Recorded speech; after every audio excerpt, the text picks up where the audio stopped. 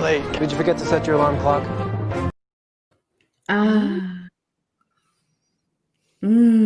Say it. Say the line. Heck yeah. Thank you. You're welcome. Mara's a grumpy drunk, isn't she? No, I'm actually not. I asked what you were drinking and you gave me the middle finger. You said Mara's on the grog again. That's what you said. Well, you are.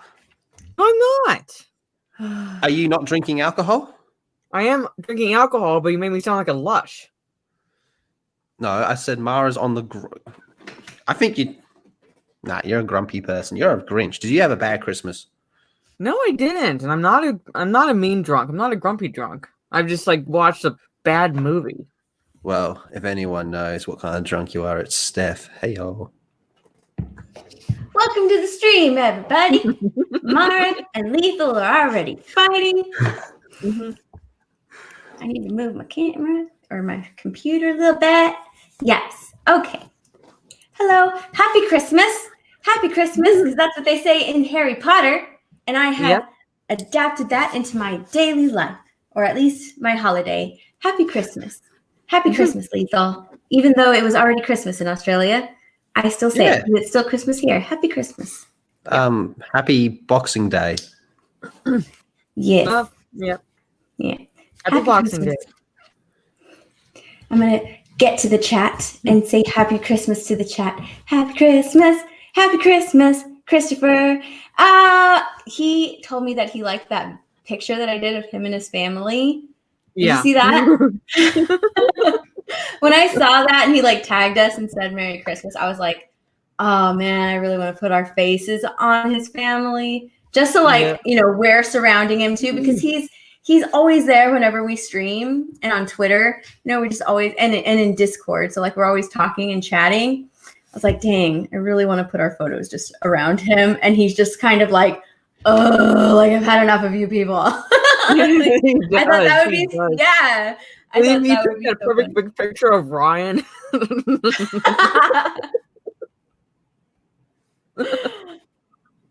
Yeah, I really liked it. I loved it. I loved the way that came out.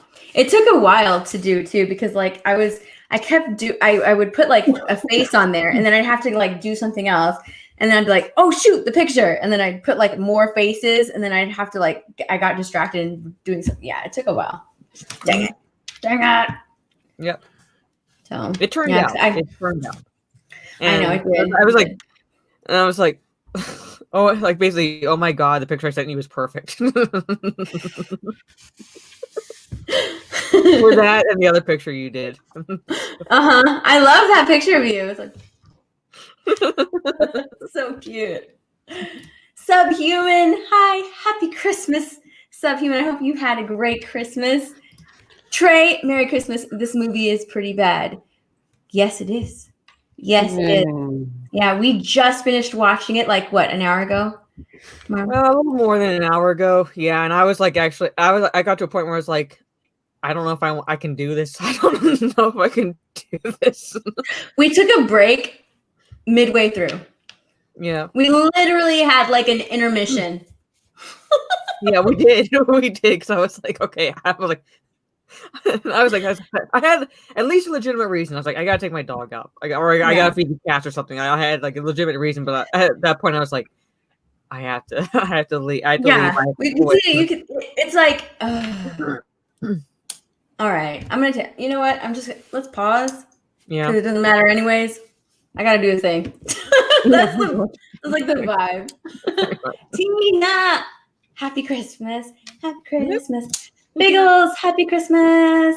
Happy Christmas.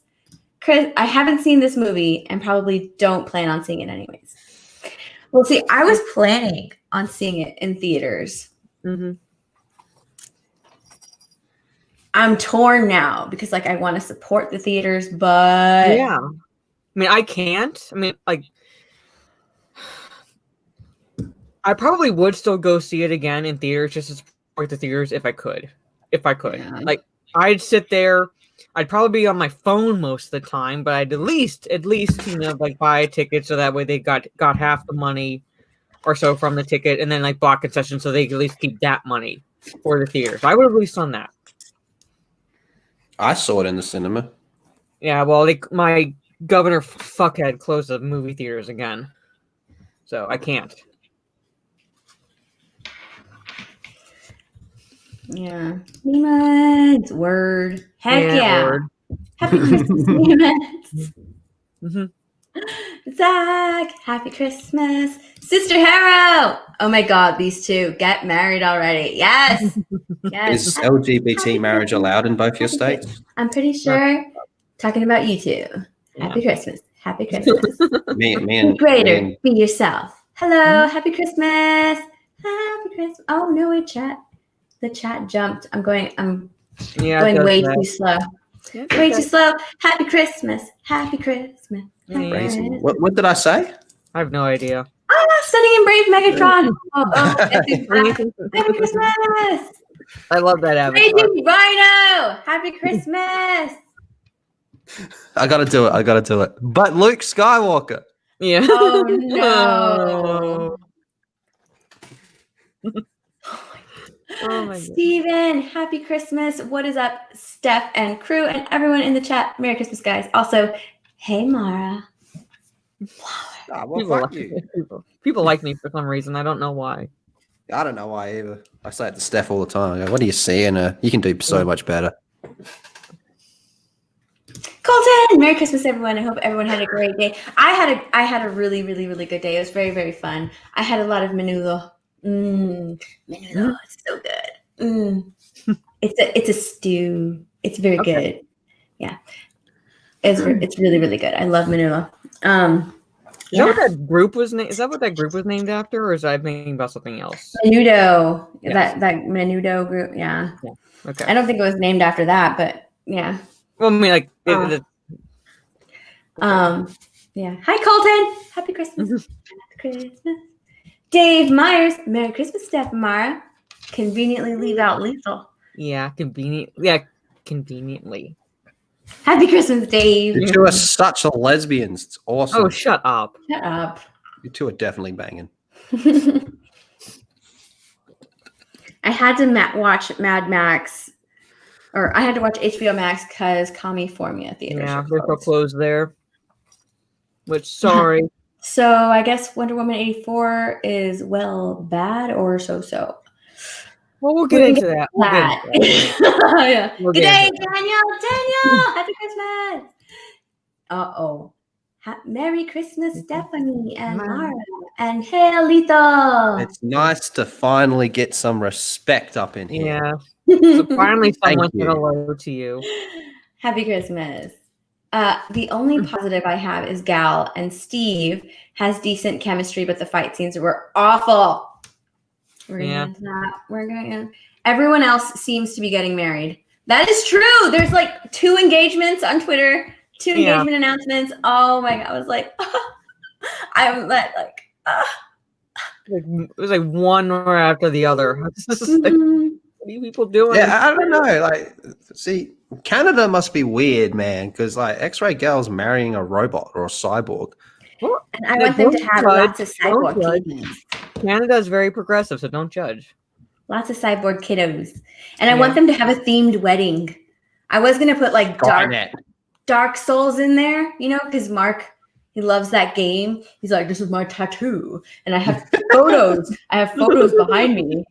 Dark Souls. This is my character. He looks like a little ninja. So I was like, Dark Souls wedding. That would be there you go. I want to marry Mark.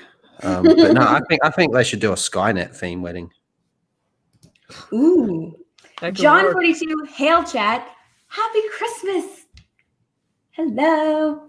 Van Vidal, the first Wonder Woman was very good, but this one is absolute garbage. Happy Christmas. Look at his fly on his profile. Yes. I love that. Oh man.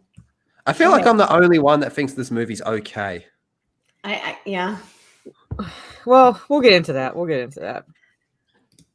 As has watched the last 15 minutes of Mando chapter 16 about 25 times. Oh. Well, good for him. How many times has he watched the episode? Luke Skywalker. Well, because you had some great food today. Good.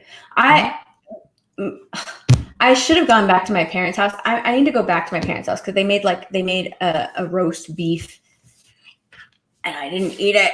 I passed out. I had like 3 bowls of Menudo, and I passed out. We for had like 2 hours. I was like, we had a fucking Moroccan rolling style over my- lamb. Yeah, we had Moroccan style lamb and rice, lubi, Hi, Senate. Happy Christmas, grape Senate. leaves, and my aunt brought a ham as well, which I didn't think she would do. Ooh. I didn't eat Nice. it, but she brought one. So Look, Fatal J is here. We have to Fatal J. yep. Happy Christmas. Movie was not good. It had some good scenes though. Yep. We'll talk. You have 2 engagements. Yep. The flying scene was the only dope thing in the movie. Well, Oh, look. Man of Steel did it way better. Merry Christmas, Yeah. but fuck you, Lethal. Right. I love Daniel. Oh, I need to get engaged ASAP. Girl or guy, I don't care. I learned so much in these streams. Mark only likes Dark Souls because of all the Berserk references. Yeah. Yeah, he had to do a thing. Now we can't have the cyborg. The first one is fine, to say the least. I love the first one. Yeah, the first one was really good, I thought. Yeah. Chris, but Luke Skywalker. Look, I don't see Rhino in the chat anymore. You made him leave, Lethal. Yeah. You made Yeah. Rhino leave. He's sitting there going, fuck this, fuck this, Look, fuck. for Yeah, a second, pretty I much. thought that was a real fly on my screen. With this. Yeah. Oh my goodness. Oh, Senate, you got very drunk and now your head hurts. Oh. You're not lethal. It's like then. Whoa, wait, wrong one. What is it? What, Menudo ate some with chopped hot dogs in it while on a family trip. Chopped hot dogs in it. I haven't eaten it with chopped hot dogs in it. I've eaten it. I dip. A lot of people eat it with corn tortillas, but I like eating it with flour tortillas. Play Apex with me. Do it. You should. I thought we were going skydiving. I thought that was the plan. Oh, Stunned's comment. Rhino smacked Charles. Oh, he's choked him before. Yeah, he's choked him. He's probably Look at ABC. Senate, you immature punk. You're 12 years old. Did you see Stunned's comment above that? Oh, Rhino died watching Menudo being. Come on, please. Someone make that meme. Someone make that meme, please. Oh my Your god! praise of Yes. Mandalorian fucking killed Rhino. Amazing Steph doesn't get drunk from drinking a full bottle of tequila. I do actually, and I have my tequila right here because we're about to talk some Wonder Woman. Yeah. Yes, and today I actually need a chaser. So, oh shit, I didn't grab my other thing. Oh well, I don't get a chaser. Mara was your Oh, well. chaser. Oh well. Oh, shut up. Do I like your raging meme? I didn't see it. I haven't really been on Twitter. Oh, you'll like it. You'll like Okay. it. It's funny. Yeah, I haven't been on Twitter. Oh, hey, memes. What's up? Happy Christmas. Happy Christmas. Okay, let us talk. What is it, Sam? Nerdy home. You guys should not be on stream. Spend time with your family. Don't 11:30 my time. Now I really want to stay on the stream. I don't really like people telling me what to do, so I'm going to be staying on the stream. Yeah, and I consider my friends my family as well. So I'm just spending time with my friends because I spent all day with my family today. So, And plus, you're getting married to Mara. all right, let's talk some Wonder Woman. Okay. Hi, Brian. Happy Christmas. All right. I think I said hi to everybody. All right. Oh, and Subhuman has to go. Gotta get some sleep. I have to drive in the morning. Good night. Bye, Senate. Oh, Senate. Oh my God. Bye, Subhuman. Wow. Oh God. I'm the one that started drinking, and I'm like, I know. the one who's still sober. All right. Oh my Betsy. Let's start talking. God. Oh my Betsy. Oh my Betsy. Oh my Betsy. I think the first thing to say is the leaks from over a year ago were 100% spot on. Yeah. Pretty much. Pretty much. With one very, very, very minor exception, but they were pretty much spot on. What's the exception? If I remember the leaks correctly, they said that the guy at the end, when she sees him again as like he was, not as Steve Trevor, that like he asked her out on a date or something like that. But that doesn't happen. So Nah, they kind of just have like a little bit of a hey, how you doing? You know, have a good day. Yeah. Yeah, like I'll never see you again. The potential was there. Yeah. I think it was just more being like open to the option of, maybe she will. Yeah. Again. Yeah, the potential to her opening up her heart again. And, Steve's wishes were for her to do that. Open up your heart again to love. There's such a big world out there. And he doesn't want her to end up alone, just wandering the world alone.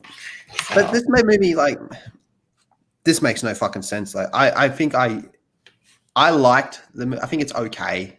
I think it's okay at best, but this movie makes no sense. I mean, in regards with continuity to the other ones, it makes no sense whatsoever. First of all, Wonder Woman acts very, very differently. Like, it's almost hard to believe that this was the same Wonder Woman. Yeah. But it's like BVS. I turned my back on mankind for 100 years because mankind's fucking retarded. And then we see in the first Wonder Woman that she went through World War I, so she saw like how bad people are. And then she said, fuck this, I'm out. And then it wasn't until the end of BVS where she's like, all right, I'm back in. Yeah. But she was around during the 80s.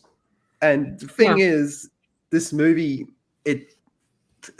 leading into the movie, everyone, myself included, we were all saying, like, how are they going to make this work? Are they going to have it where she's just a myth? No one can actually confirm she's real? Because remember, in BVS, Bruce Wayne, the world's greatest detective, is like, who are you?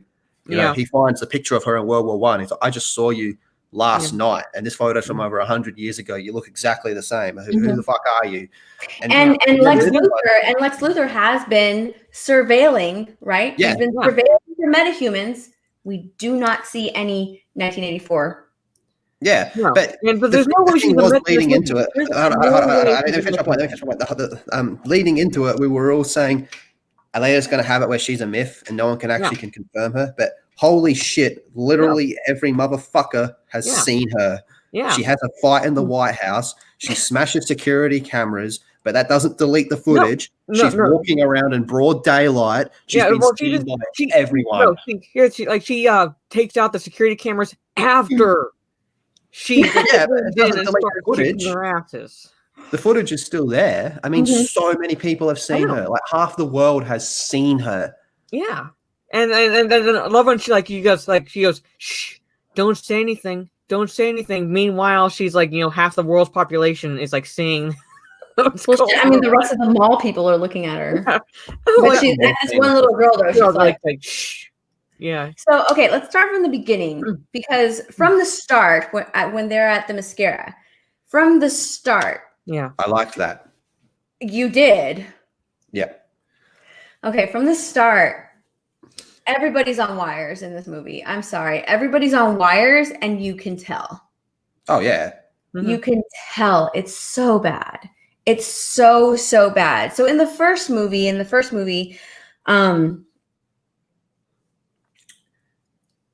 these are warriors and they're training. And you can tell that they are incredible fighters, right? There's effort there. It's not effortless. Nothing is effortless with these women. They're warriors, trained warriors. But this whole game or whatever, the Fall Guys Season 2 challenge that they're doing at the very beginning, it seemed so easy. It seemed so easy to them. They're just kind of like, oh, let's just skip, run. Let me just twirl through this tiny little hole. It seemed super easy for them. It was like nothing was hard. I will give you that. That's probably the only scene really that I enjoyed for the most part, just because it was Themyscira and we saw, like to your point, like it looked way too easy for what like these like women generally did to stay, but pretty much battle hardened. But I was like, okay, this is a cute scene, and we're seeing Diana, and like this is gonna be the big lesson she has to learn throughout the movie. So I get that. So, and then I can't remember. I couldn't remember, and I need to. Whoa! What is this? God. Hold on. What? Let me get your stream open. I got it. You got it? Okay. Yeah. I'll still open it anyways, just so I can. Hold on. Let me get your stream open. There's one thing I want to jump ahead, but there's one huge problem I have with this movie. Yeah. It's jumping. We're going to jump ahead quite a lot. To do with the wishes, right? Mm-hmm. Yeah. What do you think Bruce Wayne would have wished for? I think he would have wished for his parents back. I was just thinking that. That was just my one go-to. I was thinking like maybe not his dad, but his mom. Yeah. But I mean, what the fuck? that changes everything. I know. I'm saying it's like like that would be like the one thing he would wish for. It's kind of almost like. But you know what? It's almost like a mirror. It's almost like the mirror in Harry Potter, where it's like it shows you what you're like most desire, and like Harry Potter. His parents. Honestly, I don't think that he would wish for anything. Probably not. This is a young. What about Clark? Kal-El. Wish for anything you want. Kal-El would have been like, oh, well, I got an idea. Fucking planet just comes back. Probably, I don't think he would even wish for that because he like at that point he's accepted that he's one of the only few left, and to bring back the planet would actually like change, like would alter everything. So, what about Kevin Costner? He could have said, "I want Kevin Costner back." Well, maybe his dad, but I'm saying like yeah. Sorry. What would you wish for? What would I wish for? Mm-hmm. More wishes and completely fuck his whole thing up. There you go. Happy Christmas. I would wish Stay Puft Marshmallow Man. There you go. There you go. So also I couldn't going back to the beginning. I couldn't remember how old was Diana when her mom finally was just like, okay, you can get trained. Because they refused to train her, right? It was she was older than that. So I don't know if it was just like her mom letting her compete in the competition just because it's not exactly training or what. But she was definitely older when her mother finally allowed it. That's what I thought. What we see in here. Yeah, that's what I thought. Because I thought that she was more like, I don't know. I don't want to say like coddled, but her mom definitely didn't let her like overly protecting her because of what she was. What she could do and what exactly. So I couldn't remember like at what age she was. Yeah, they didn't give a specific age, but definitely from the first movie, she was older when like the mother finally relented. I did like little Diana in this movie. Kid actors fucking annoy me to high hell, but I thought she was bearable, to be honest. I liked her. Yeah. I could believe that she was little Diana. Mm-hmm. Widow Diana, Steph. Widow Diana. I liked the lesson that she learned was good. Yes. I liked the lesson at the very end, and she was a really good actress. She really was. Mm-hmm. And the fact that like she cheated and they didn't let her win. Yeah. They stopped her from winning. And she threw a fit because she's a young child. She's like, I could have won. What the heck? Yeah. But it's not always about winning. It's not always about getting what you want. So that was interesting. That was an interesting lesson. The only thing I didn't like about the beginning was just the fact that everything just looked so effortless. Like as soon as you go into it, someone's swinging on something, and it's just like, I'm just holding this. Even going further back than that, like the second the movie starts, it's already in a way lighter tone. The vibe, like the music, you can plays, tell. the way the logo Oh, pops yeah. up, Well, it's way lighter. It's not just the tone, just the color scheme. If you look at the color scheme, you could tell like they were going like basically almost the Marvel route with let's make it a bit more colorful. Let's not get too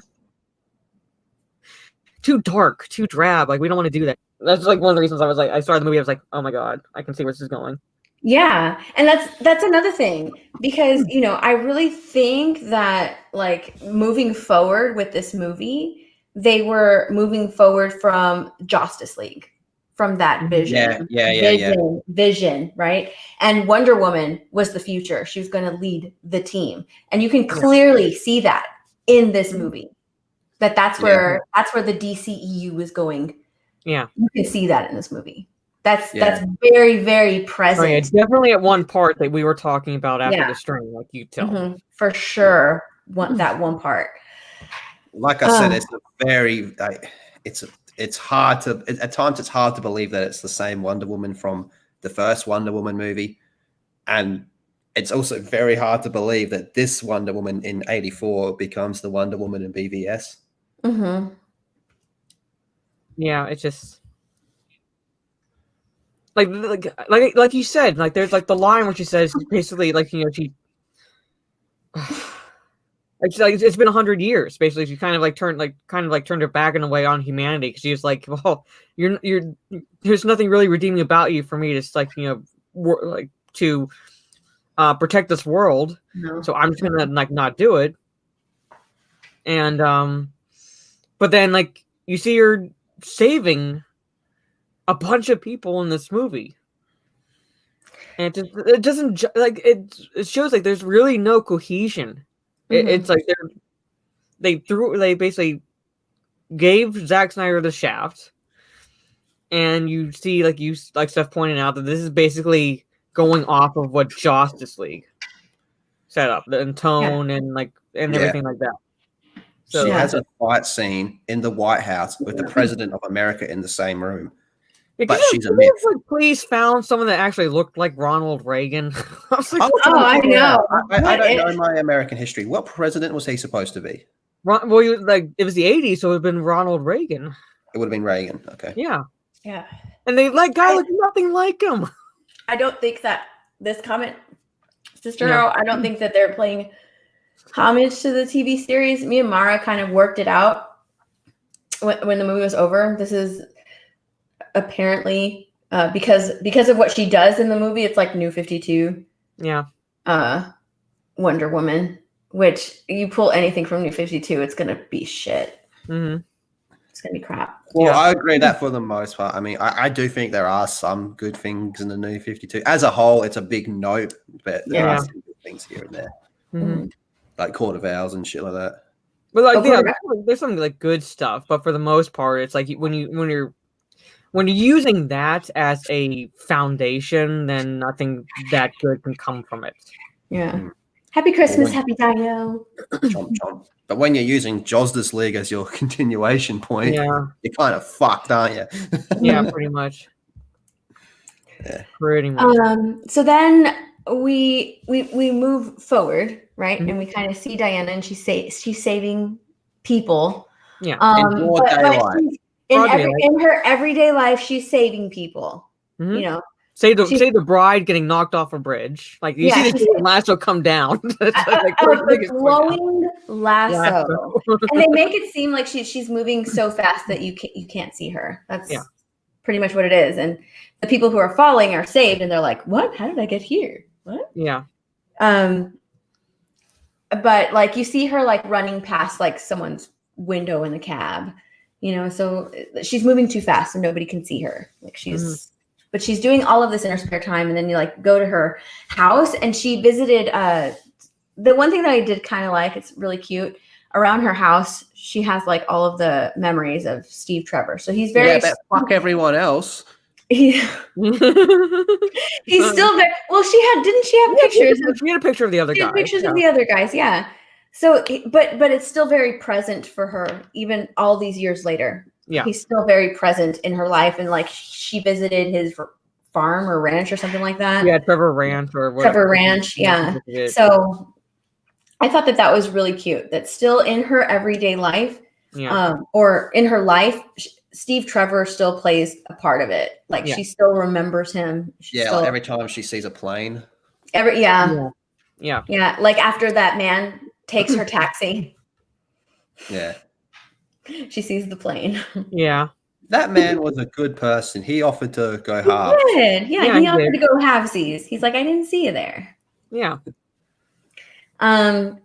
So after this, like we meet and we find and we see and we meet Barbara Kristen Minerva. Wiig. Yeah, Barbara Minerva. As Barbara Minerva. And she's extremely frumpy. With her hair all crazy, with the glasses and the big 80s glasses. The big 80s glasses, yeah. Mm-hmm. Gotta have those.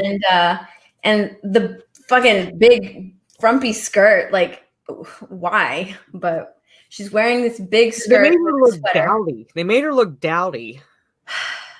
Like I knew they were gonna do that. I knew they were as soon as they were cast, I was like, okay, she plays an awkward person. Like she's gonna be extremely awkward. That's probably why she was cast. She plays the awkwardness very, very well.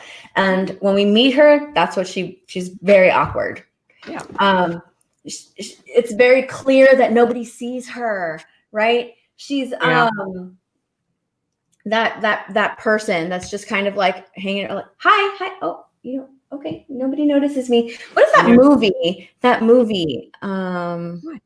There's a movie where like that there's like this person like, oh hi, oh you don't know me? What? I can't remember what movie that is, but it's like a joke at one point.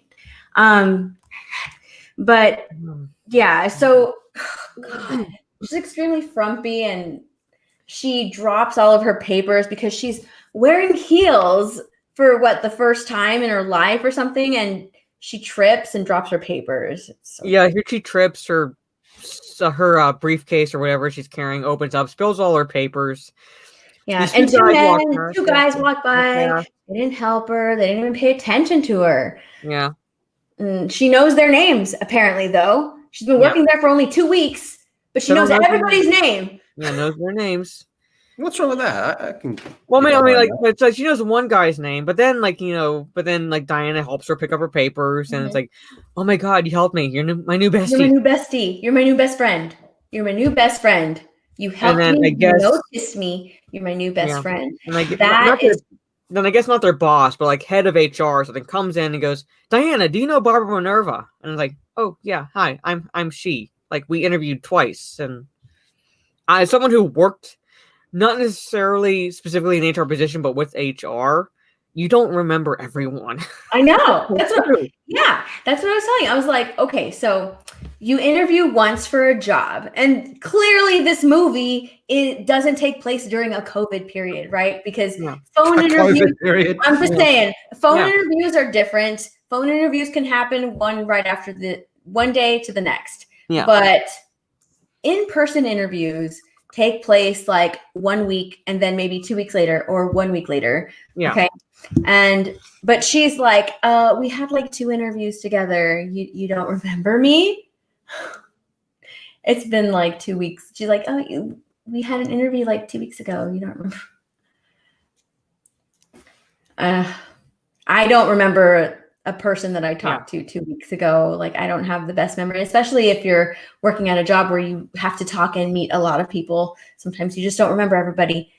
And especially too, if they're a new employee, you're not going to remember them. Plus, if they're an employee that has a personality like her, in a sense, where it's like she's awkward, quiet. Mm-hmm. You tend to remember the more charismatic people. Mm-hmm. You tend to remember like things about like someone who's more that than someone who's basically was the proverbial wallflower Yeah. at every high school dance. Right. But you don't remember her, and that is very sad for her in her everyday life, because right from the beginning, Cheetah or Barbara is a victim. Yeah. That's who Cheetah is in this movie. That's who Barbara is in this movie. She's a victim. She's a victim in this movie. She views herself as a victim in this movie. Everything that happens to her throughout her life, she views as nothing is ever my fault. She does not take responsibility for anything being her fault, and she is just a victim. That's how she's viewed. I didn't understand how. To me, she just became a villain so quickly. Because she has that victim mentality. Yeah, she has a victim mentality. It's not my fault. It's everyone else's fault. Therefore, I am going to take some sort of vengeance against any perceived slight, no matter how imagined it is against me. Right. And she not only that, Lethal, but she is that person who admired the popular girls, and she envied beauty, right? Everything. She envied beauty. Everything was just very skin deep for her. That's it. If you're beautiful, you had it made. Your life was easy. She even told Diana, "You look like someone who just goes out every day." Yeah. You look like someone who just goes out. It goes out. You go out, right? You just go out. I just picture you as someone who goes out, because it's all very skin deep for her. Yeah. She even says it. It's very superficial. She even says it, like, I admire the popular people. Like, I wish I could be like you, or whatever. And she was just like, she doesn't see anything beyond that, because she views herself as a victim. Even when Diana is telling her, like, but there's more to it than that. Everybody has their own pain, their own story, and she asks her if she's ever been in love, and Diana was just like, yes, I have, but he's dead. So there's that. Even then, there's that personal tragedy that happened to Diana, and she's very open with her, but that didn't like sink in. No, all she sees is Diana's beauty, and because when she be her, because that's her wish. She wants to be her. That's her wish. And even after they go out and they have like this dinner and they start talking, what is her wish? How does she view Diana? Because she makes the wish, and she learns more about Diana, and Diana even tells her, like, no, it's just, everything's just, it's not all skin deep. Everybody has their own whatever. But the only thing that she sees, and the only thing that she views Diana as, is her wish, and it's strong, sexy, cool, and special. Yeah. That's it. Speaking of strong, sexy, cool, and special, hi, Jay. Hey. Hello. G'day. I saw the link. I didn't know what was going on. She said Wonder Woman. We're talking about Wonder Woman. Have In you the seen chat? I didn't see chat, Wonder Woman yes. in the chat. Where? Right above or below the StreamYard link. Oh, sorry. You're right. Wonder Woman link. She's laughing at me. Hey, Lethal. What's up, buddy? Not much. How you doing, sir? You sound fucked. He is. Probably. I'm a little happy. A little happy. Yeah. Yeah. You get your I'm good, watch? I'm good. I saw Wonder Woman. Mm-hmm. What'd you think? I didn't understand half of it. I thought it was very convenient. I thought it was a movie of convenience. Like, how do I get the plane to work? I'll just conveniently make it invisible. What the fuck was with that? And how the fuck did Steve know how to fly that plane? I totally get Steve. Yes. Steve is a pilot. I can get that, but he's a World War One pilot. He's flying a fucking jet in technology this movie. changes. Yeah. You got to go through training to get upgrade your but just like a doctor, a he teacher, a pilot. You gotta he knew where the fuel to look for the fuel. He knew the engine, like turn the engine on. He knew what that freaking lever was supposed to do. Yep. Like, yeah, I didn't get that. I didn't get that. And that was one of my biggest complaints with this movie was they just turned Steve into a retard. What's a trash can? Yeah, he would know what a trash can. That was one of my gripes. Was as soon as he was just like, "Oh, it's just wind and air." Yeah, that's dumb. His explanation to her about flying, and we'll get there. Yeah, we'll get there. We'll get there eventually. When he's looking at the spaceship, he's looking at the spaceship going, "What's that?" I can get behind that. That makes sense. But the trash can. They just dumbed him down just to make MCU jokes. They did. And like the scene where he's like trying on clothes. Yeah, that was my god. That was this movie's so weird because I saw that thing where Patty says it's not really a sequel, and I kind of agree with that because it doesn't make sense going. Oh, hey, Nick-Tina, because it doesn't make sense going from. Because it doesn't make sense going from this movie. It doesn't make sense going from the last movie into this movie. It doesn't make sense, and it sure as shit does not make sense going forward into BVS. No, and it's so funny because when her theme song plays, it sounds so out of place in this movie. It's overused and out of place. Like the No Man's Land scene, perfect time to use it. Yeah, the entrance in BVS to fight Doomsday, perfect time to use it. But this is just I don't get this. Like, I still think this movie is okay. Like there is a few things in here that I did like, but overall it's pretty fucking bad. I think it's worth seeing though if you're on the fence. I agree. I think it's worth seeing, but I also felt like I just felt like I'm sorry. I didn't mean to cut you. I'm sorry. Go ahead. Pretty much. Wonder Woman. I just like I said. Oh my god! So she's the Flash now. Yeah, I felt like everything was convenient. You know, like everything was like, oh, I'll just wish it. That'll be convenient. All right, just cancel your wish, everybody, and that'll work. And I'm like, okay, that was convenient. That was because they kind of like bring up the monkey's paw, but if anybody's read the monkey's paw, it doesn't work like that. You can't just renounce your wish. Yeah, it was that. Yeah, I didn't know how that worked, so we were kind of like, the end credit scene, 20 out of 10. That was glorious. That was awesome. I loved that. That made me happy to see. There was like up to like one point there was like, yes, that's awesome. I love seeing her. And then there was one point where I was like, why did you do that? But we'll get to that. We'll get to that mid-credit scene. Pedro as Maxwell Lord was so inconsistent. Yes, absolutely. There was one thing that I liked about it, and it was something I was criticizing all the trailers for. Okay, let's just say it right now. They completely changed Maxwell. Like he's very Maxwell in name only. But I did like how. Sorry. Same thing with Cheetah. Same thing with Cheetah. Cheetah I thought was more on point as opposed to Maxwell, but that's not really saying much. But I did like how they did do, because when I was watching all the trailers, I kept saying, why isn't Maxwell bleeding when he's doing his powers? But they do that. So they do that. I did like seeing him when it's not. They do show that. They show him bleeding. It's not explained.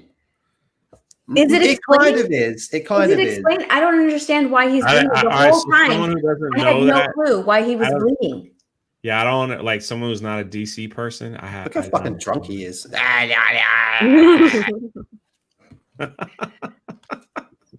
I'm not, man. I'm happy. Like I had no clue why he started like bleeding from his eyes. Did Stephanie sing yet, Lethal? Did she sing? She said she was gonna sing tonight. No, I know. She sang my praises. That's I'm sorry, I did not sing. The alley scene with Barbara was badass. More of that. No, it wasn't. It was when she kicked the ass of that guy who harassed her. Do you think they used she got her revenge? Actually, no. You know what? I'll give you that. That I could actually see as Cheetah because she was in character there. She was in character, and I did kind of like. Yeah, you know what? You're right. But it would have only worked if she was that character the entire movie. Yeah. That I can see that it was badass, but it would have only worked if she was consistently that type of a person throughout the whole movie, where the only thing that matters to her is herself. Yeah. Yeah, You know, I didn't mind the other. without being like, oh, I'm a victim, or Yeah, oh, but I'm that would've so been more- awkward, and That would have been oh, more in I line if envy they had you. used her one of her like prime, like, you know, not like she's had like, you know, multiple iterations of her origin story like this and that. But if they had used the one where I was telling you about, Steph, where it was all about the power, it was all about the fact that she wanted this power, and to the point where she willingly sacrificed her colleague to get it, then yeah, it would have been more in line with that scene, that alley scene, and it would have been badass. It would have been. But you don't have that. They completely altered both Maxwell Lord and Cheetah to the point where it's like they're almost unrecognizable as the DC their characters. It is. Yeah, look, such an embarrassment after the previous. Oh, it's Wonder a Woman. huge step down. Very big step down.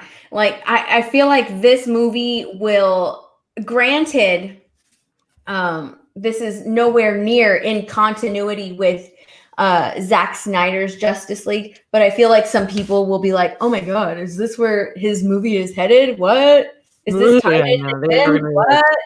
Yeah. You know, so, but it's not. It's not. If anything, this just proves to me even more that, yeah, Wonder Woman was the future. This is just tied into. When we get to March and the Snyder Cut comes out, we're going to see a very different Wonder Woman to this one. Yeah, we are. We're going to see a Wonder Woman that's way more consistent with the first Wonder Woman movie and BVS. That's like one of my main flaws with this movie is where does this movie fit?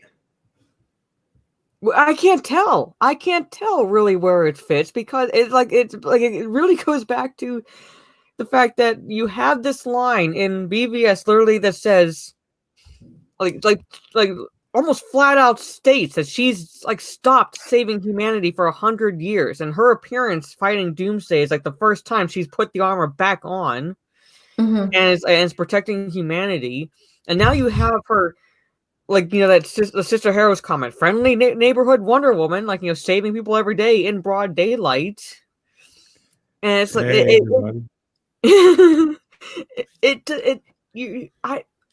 I have no words. I can't figure out where it's supposed to fit in the continuity. And Patty Jenkins said that she and other directors and like, you know, with the Warner Brothers films have kind of thrown out Justice League. You're right. She did say that. Yeah, but I'm watching this movie. I'm watching. Yeah, Patty Jenkins. Patty Jenkins She said that. Yeah. She said that that her and a lot of the other DC directors just totally disregarded Justice League, just like the fans did. Oh, but after seeing this movie, I don't think that's very true. That is not true. That is not true at all. I'm questioning that completely. Yeah. You think she used her lasso too much? Yeah, well, because I can't figure out how fucking long that was. Mara shared this with me. I had no idea that this. You didn't know about the sword and shield. Yeah, I had no idea. Hold on, wait. Let me share my screen. Mara shared this with me after we were done watching it. This is so retarded. This what you're about to see, Jay. Really? Yeah, there's a quote in there about why they got rid of the sword and shield. Yeah. Diana's banning her weapons is a great idea. She got rid of it. She did make a comment in the first 5 minutes where she's like, I hate guns. I was like, oh. Yeah, I can get behind that. But to ditch her sword and shield. Yeah. Well, that's right. Her sword wasn't in the film. No, it wasn't in the film. Not at all. No. Ultimately, Diana's love for Steve Trevor and understanding of the sacrifice led her to conclude that despite humanity's violent tendencies and potential for cruelty, she chose to do what she can to save them. It emphasizes the difference between Diana and Ares, whose belief that humanity is irredeemable and leads them to determine that people are not only unworthy of protection, but also deserve to be punished. By having Wonder Woman abandon her weapons in the sequel, Jenkins shows that Diana remembers her past. The God Killer represented her responsibility to kill Ares. But by the end of the first film, Diana has moved beyond duty as a motivator for saving humanity by declaring, it's not about deserve, it's about what you believe, and I believe in love. Diana asserts that saving humanity is not an obligation she's bound to, but a choice she's making. In other words, she no longer needs a sword to tie her to her motivations. The sword was destroyed by Ares and Wonder Woman. Yeah, Remember? Lyndon She's pointed got it a out. whole bunch of swords. Yeah, I'm saying like, yeah, but like fast forward to BVS, she has a sword and shield. Yeah, she said has a sword and shield. We get the sword back at some point. She's an archaeologist, man. Like that's her whole thing. I love the fact that I think it's great that she's an archaeologist because that makes total sense for her. Oh, so she's going to be tracking down like, oh, this sword was used by blah blah blah during some fucking Greek war back then. She'll be like, yep, cool, I'll take that. Yeah. And BVS, what does she say of BVS? I've fought things from other worlds before. yeah. Yep. So her tiara is used as a boomerang. She does use her fucking tiara a lot. Yeah. Yeah. A lot. Yeah. A lot. And Did anyone make unlike, Sailor Moon jokes? Moon, Is tiara. that you talking about the unlike robe? a sword. Yeah. Oh, hold on, wait. Unlike a sword, a weapon associated with masculinity, a tiara is a feminine object not usually associated with combat. Using She's a fucking tiara. Wonder Woman. She's like the ultimate feminist icon, and I mean that in the good way of feminism, not the new For shit. sure. Wonder Woman's For like the sure. ultimate feminist icon, man. God, using her tiara shows that Diana is able to use her femininity as a strength. Meanwhile, in the movie, she loses her strength because of her love for a man. Yeah. Yeah, but that is explained. That is explained because of the trade-off. That is explained, though. I know, but I'm just saying. And she doesn't want to get rid of it either. She's like, "Fuck it, I'll lose my strength," which was so not Wonder Woman. But we'll talk about that later. Yeah. You made a good thumbnail, Steph. I'm looking at it right now. Thank you.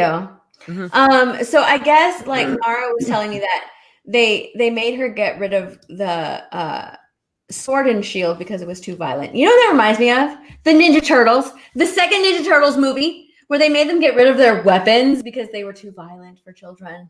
Oh my god. That's what that reminds me of. So dumb, man. But again, I do think this movie is okay and worth watching, but that's about it because there is like some moments that I really like. Hey, man, Gal Gadot is beautiful in this film. She is my goddess. But most of this movie it just doesn't make sense. Yeah. And is flat out dumb. What? But Cheetah was only in it for like 2 minutes. Like actual Cheetah? Yeah. She like. Oh, yeah. We'll get we're not supposed to say that. Are we spoilers or something? No, this whole stream is spoilers. It's Okay, very okay, much sorry. spoiler heavy. So let's go to Steve Trevor. Diana accidentally wishes Steve Trevor back. But it's not really Steve Trevor. It's not really him. Yeah, it was weird. It was some other dude. I get that as well because it's the whole, you make a wish, you get your wish, but there's a catch. Yeah. So it's not really him. He's in another dude's body, but he convinces Diana that it's actually him because of their last conversation together. Yeah. And the reason it's played by Chris Pine is because all she sees that's what she sees. I don't care that you're in someone else's body. All I see is you.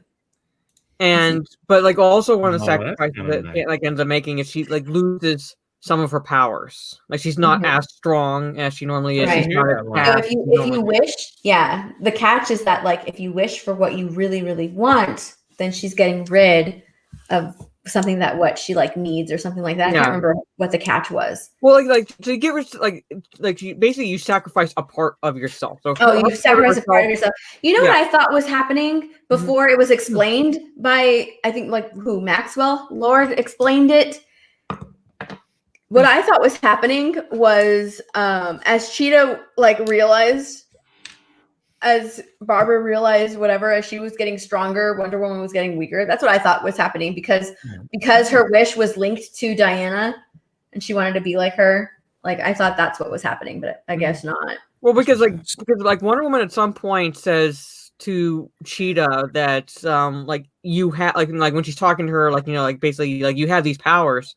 but you gave up your warmth and your humanity. Like your you humanity, your empathy. You gave that part of yourself up. That was Barbara's sacrifice, her humanity, so to speak. Right. For one of a better way of putting it, even though she didn't have much to her to begin with. You really didn't, other than giving food to a homeless guy. That's like the only time you see her being empathetic to anyone else. So there's something about that homeless guy with Cheetah. Okay, or with Barbara, whatever. Mm-hmm. So there's one thing that I kind of do like with I get if you call her Cheetah, whatever, with Barbara. Is that when she's forced to like look at herself and what she's becoming, right? So like the homeless guy, he's the only person who's ever like really pictured as or shown as being nice to her. Yeah. And he knows her name. He says hi to her and she's nice to him. She brings him food. Yeah. Right. And he's the one who sees what she's doing to this man in the alley. And he's like, Barbara, is that you? What are you doing? Yeah. And she's like forced to kind of like mind your business. Look at herself and like, oh my God, like, it's kind of like mind your business. And she kind of walks away. So she like runs away from it. Yeah. She would have done more, obviously, to this man. She was walking towards him to do more. But she was ready to kill him. She was ready to kill him. She would have killed him. Can I say something? But because this homeless man who's always seen her, yeah, it's like she was kind of like ashamed of what she was doing and she walked away.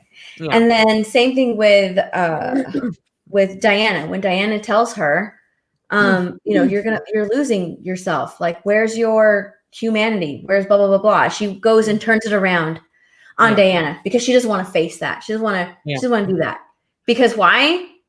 She's a fucking victim in this movie and she doesn't take responsibility for anything. That's why she didn't do a video with Pinkman. No, he didn't. Can I say one thing? Yeah.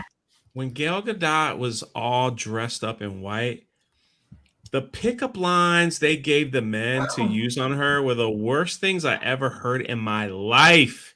Well, she was fighting. Like they started off with, "Hey, how you doing?" And I'm just like, and then, oh my gosh, they were terrible all the way through, and she just kept,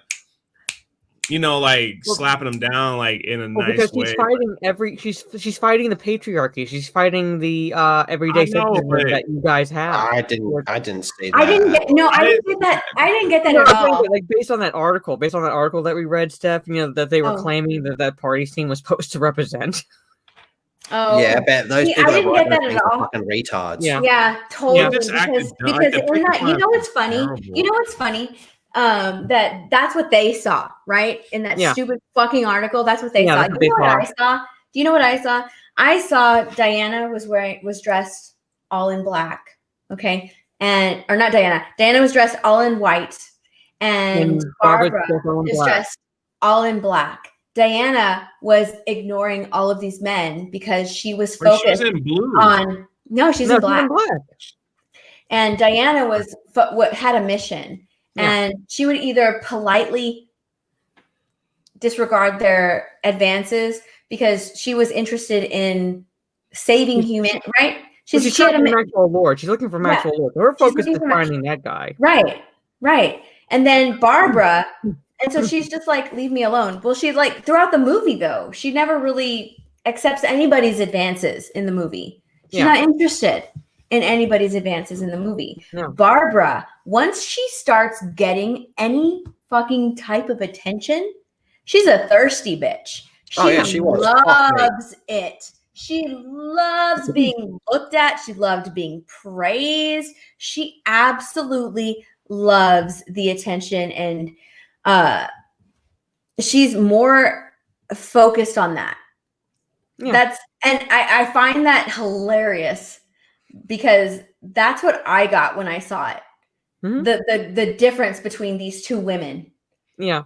Okay. And that's what that article saw, or the person who wrote that article saw. It's all about like man bad. Yeah, but that's the article. That's not the movie. That's the article. No, I'm saying that was the article. So people are looking watching that, or at least the morons watching that are seeing that, and I'm seeing Cheetah coming in, and then Maxwell Lord finds Barbara because she has what he wants. And Barbara's all about, oh my God, a man is showing me attention. A man wants to be with me. And it's just, yeah. And then like I said, Diana is trying to find Maxwell Lord. She's watching him. She's wondering why does he all of a sudden want to what was it, like be like a partner or something?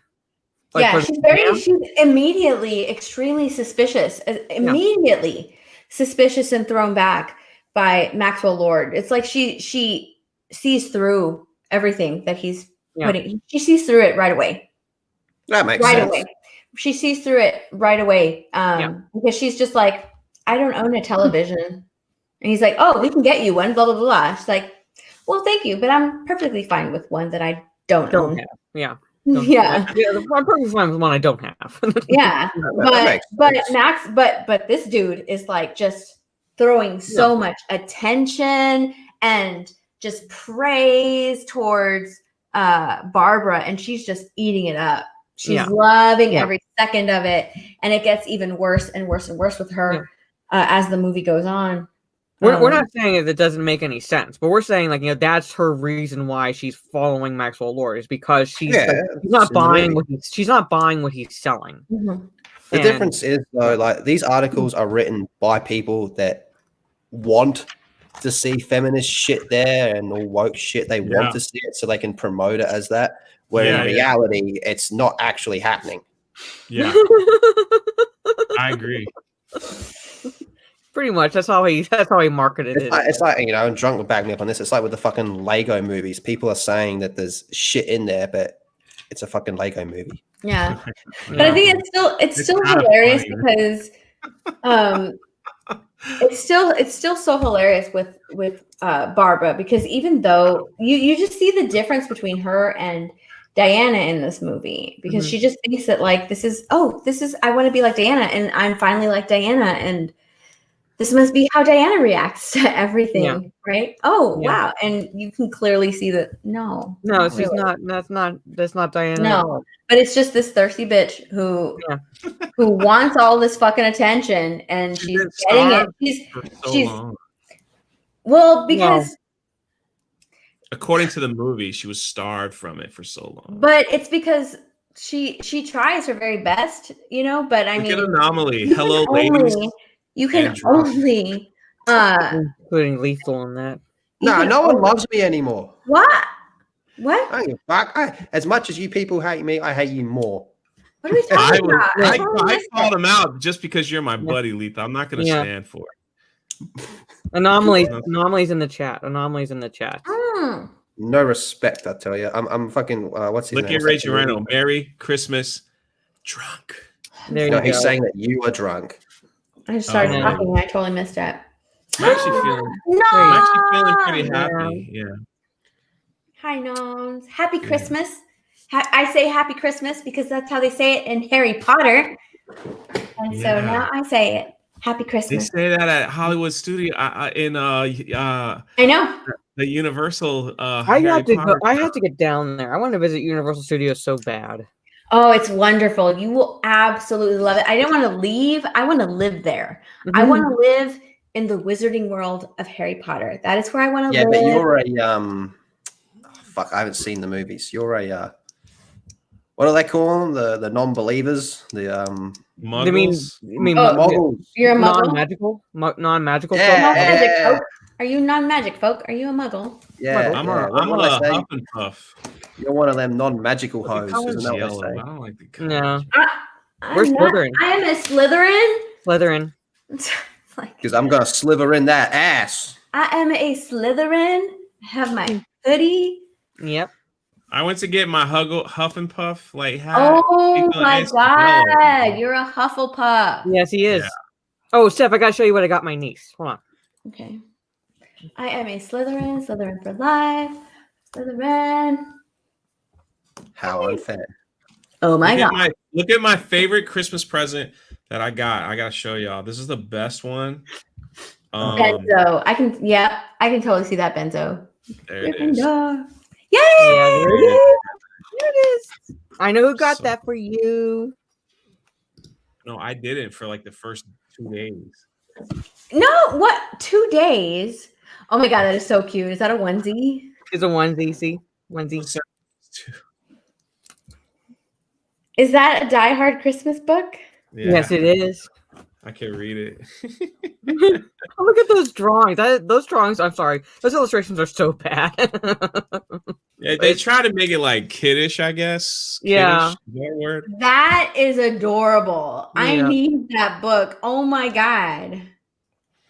I gotta tell you, man, that My my jacket with- fans, my Nope, whoever, sorry. they sent me so much cool stuff. I'm beyond. Can I share your reaction, Jay? Mine. I don't have Yeah. any. I don't have a shirt on.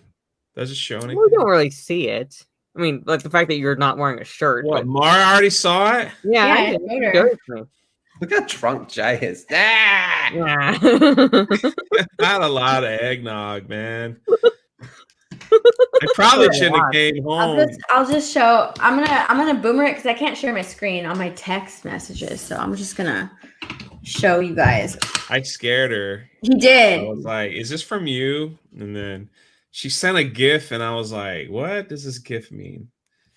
It was a balloon, and the balloon did this. What's he doing? The balloon did this. That was the GIF. I was like, "What does that mean?"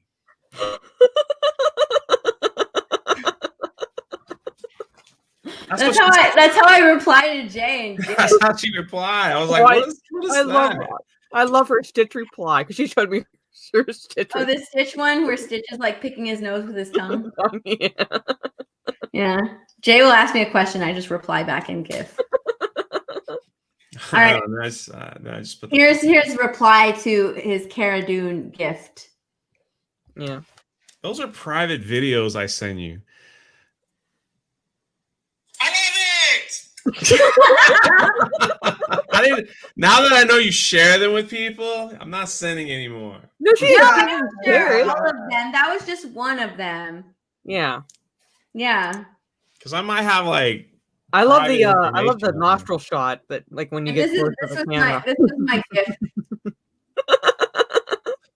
There was nothing there, man. No crust, no boogie, no nothing. No, but it's like full on nostril shot when you get close I to know. the camera.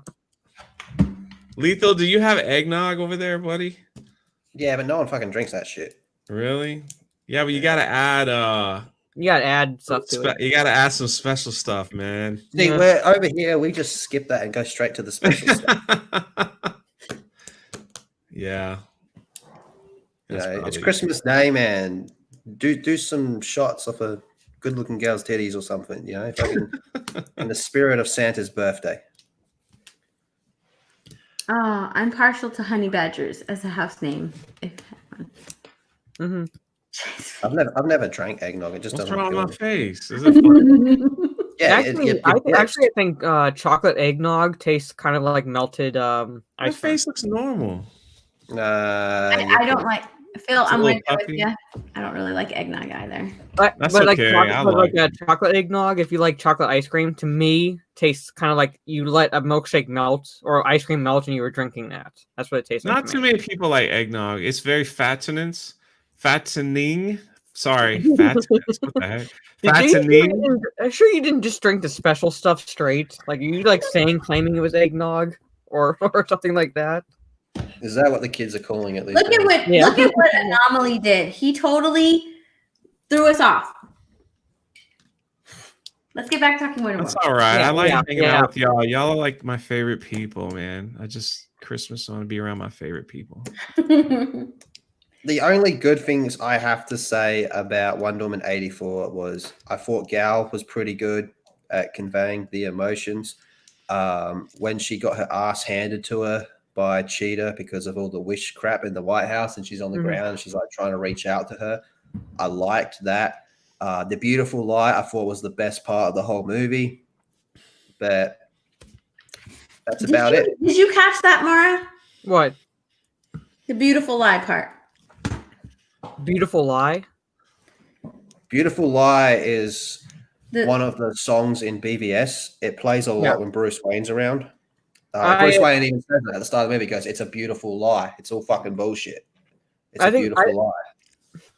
I'd have to watch the movie again to catch, because I was in some parts I was like this. No. Yeah, it plays. So I'm right not at the end. Yeah. It plays right at the end when she's talking to Maxwell Lord, and she's like, I love the message. I love the message where it's all about humanity and letting go and accepting truth. I think that's a beautiful message. I do. And then the whole beautiful lie plays while she's talking to Maxwell. And I thought that was the best part of the movie. When she flies, what the fuck, man? That was right. Yeah. Let's fast forward. Let's get let's move. We were talking about Steve, right? We were talking about Cheetah, the alley scene. And, yeah.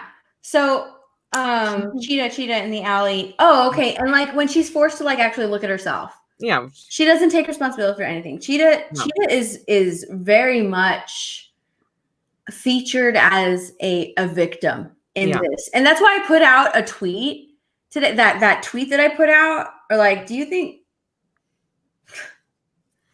what do you think of Cheetah? Like Cheetah, Wonder Woman 84. What do you think? Let me see if I can. Let me see. Yeah. What was my tweet? Do you sympathize? Do you sympathize with her? That's what. You sympathize with her. Yeah. Do you sympathize with her because she was very much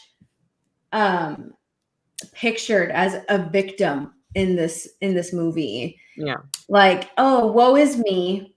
I'm not beautiful. I'm not gorgeous. I'm just very frumpy, and I want to be like you. And I'm not going to let that go for anything. Yeah, that's weird. Yeah. I'm going to be like you. I'm going to be, because you're beautiful and you probably have it easy, and I'm not going to let that go. And when it's threatened, she knows that it's threatened. That's when she like starts to protect Maxwell Lord, because she's just like, you don't have anything to lose. I have something to lose here. And she, that's when she starts to confront Diana. And that's why they fight, because Diana is threatening to take away like her newfound fucking popularity. Yeah. It's so stupid. It's so dumb. And even when they're fighting, and Cheetah sees like that Diana has like she's at her full power now, right? Because she gave up her wish. Diana doesn't see that. She sees that as being patronizing. You're patronizing me, because she's always Cheetah. I'm sorry, Cheetah. Yeah, Cheetah. Cheetah sees it as you're patronizing me because you did something that I can't, right? Because she's always the victim.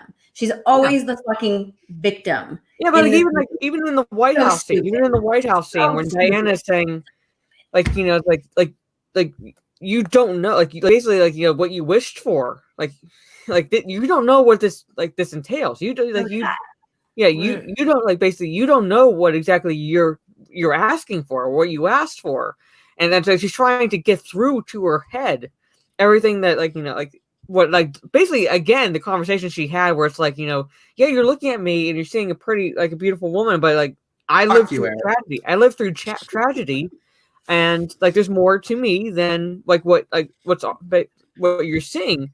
And during that fight, Cheetah's like, "Oh, poor little old me. You don't think I can do it? Poor little old me." Like as if like she's thinking that Diana's patient.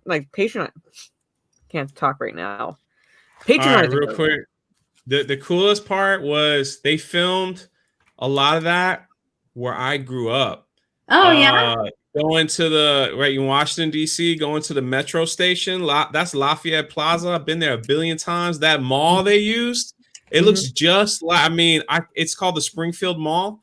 And they have a thing in there still called Time Out, where you go play video games. When I saw that, I was like, dang, it says Time Out. I noticed that right away. Me and my brother saw that, and he goes, yeah, they filmed it in Fairfax County. So when you see like something fell on the police car in the beginning, all the cop cars were Fairfax County cop cars. I was like, dang, that was my neighborhood. So that was cool. So it got an extra point for me for that one. But was that supposed to be Ronald Reagan in the White House? Yeah, he's a president at the time, so if it's supposed to be, that was kind of interesting. But Hi, Krista. Happy Christmas. I agree with Lethal. Lethal. I don't think it was a terrible film, but it wasn't like it wasn't terrible, but it wasn't good. No, it wasn't. Yeah, it wasn't like, oh my god, we got to talk. You know, it wasn't like, yeah. And then like to protect Maxwell Lord, because Kristen Wiig is very much Barbara for the entire movie, and she is only Cheetah for like 10 minutes. Yeah, that's that. If that really. Oh, sorry. Remember when we saw Fandom, when Fandom came out and we were all looking at Cheetah going, what the fuck? Yeah. I do think it actually looked, I'm not saying it looked good, but it did look better in this movie. It looked all right compared to how it looked at Fandom. Fandom, it looked horrible.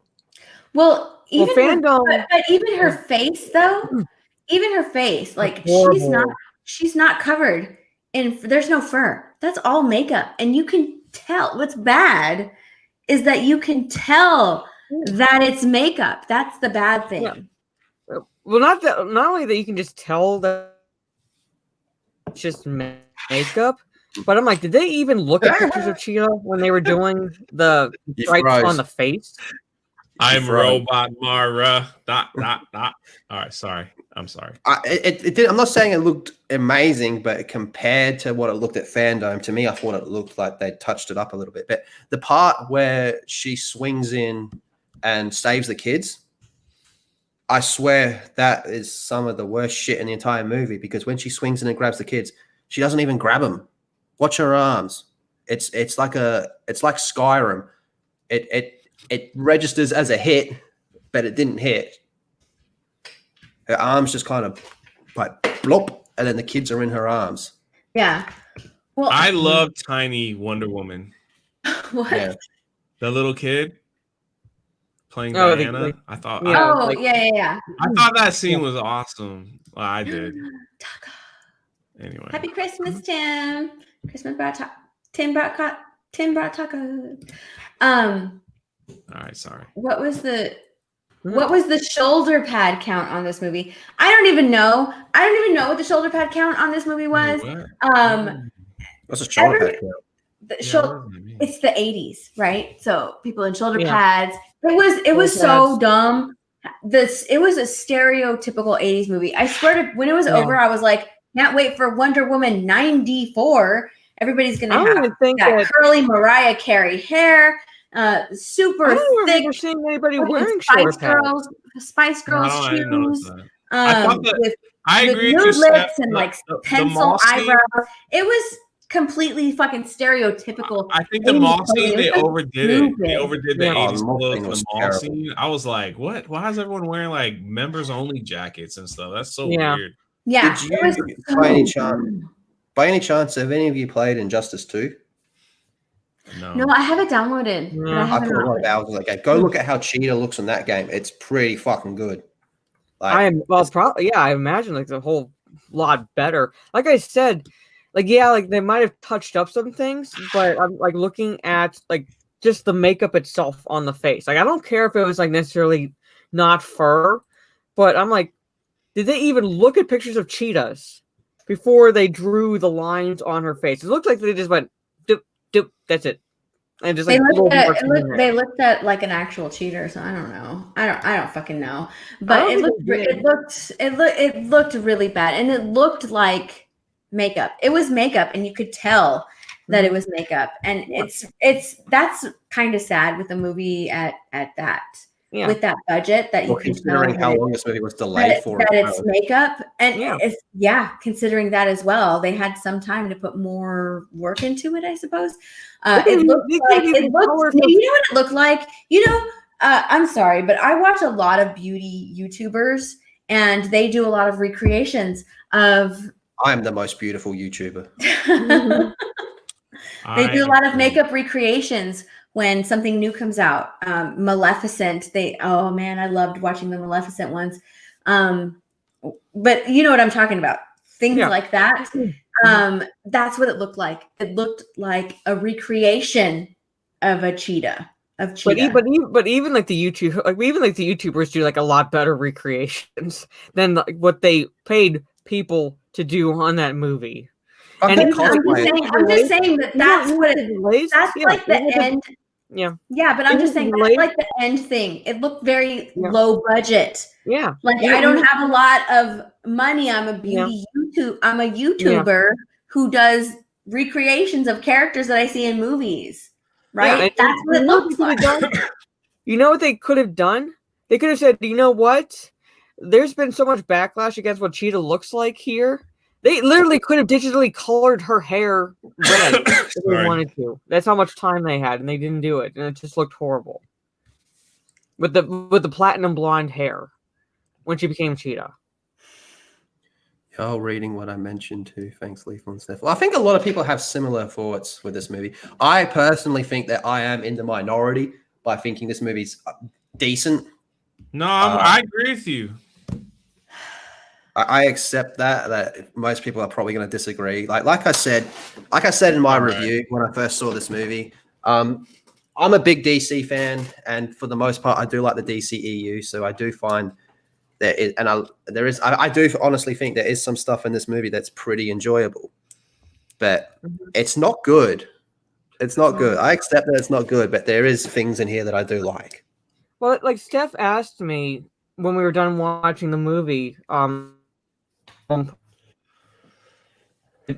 me, it was like Birds of Prey. There are slight moments. No, I'm saying there's a little bit. Mara, you're frozen. I didn't get a word of that. All I heard was Birds of Prey. How? I fucking hate StreamYard. I love StreamYards. You're back and it's working. Yeah, you're back and it's working. Oh, look at your jacket, Mara. It's like a furry jacket. Yeah, you're Cheetah. You're Barbara. Yeah, she's Barbara. Now we can't hear you at all. Now you're muted.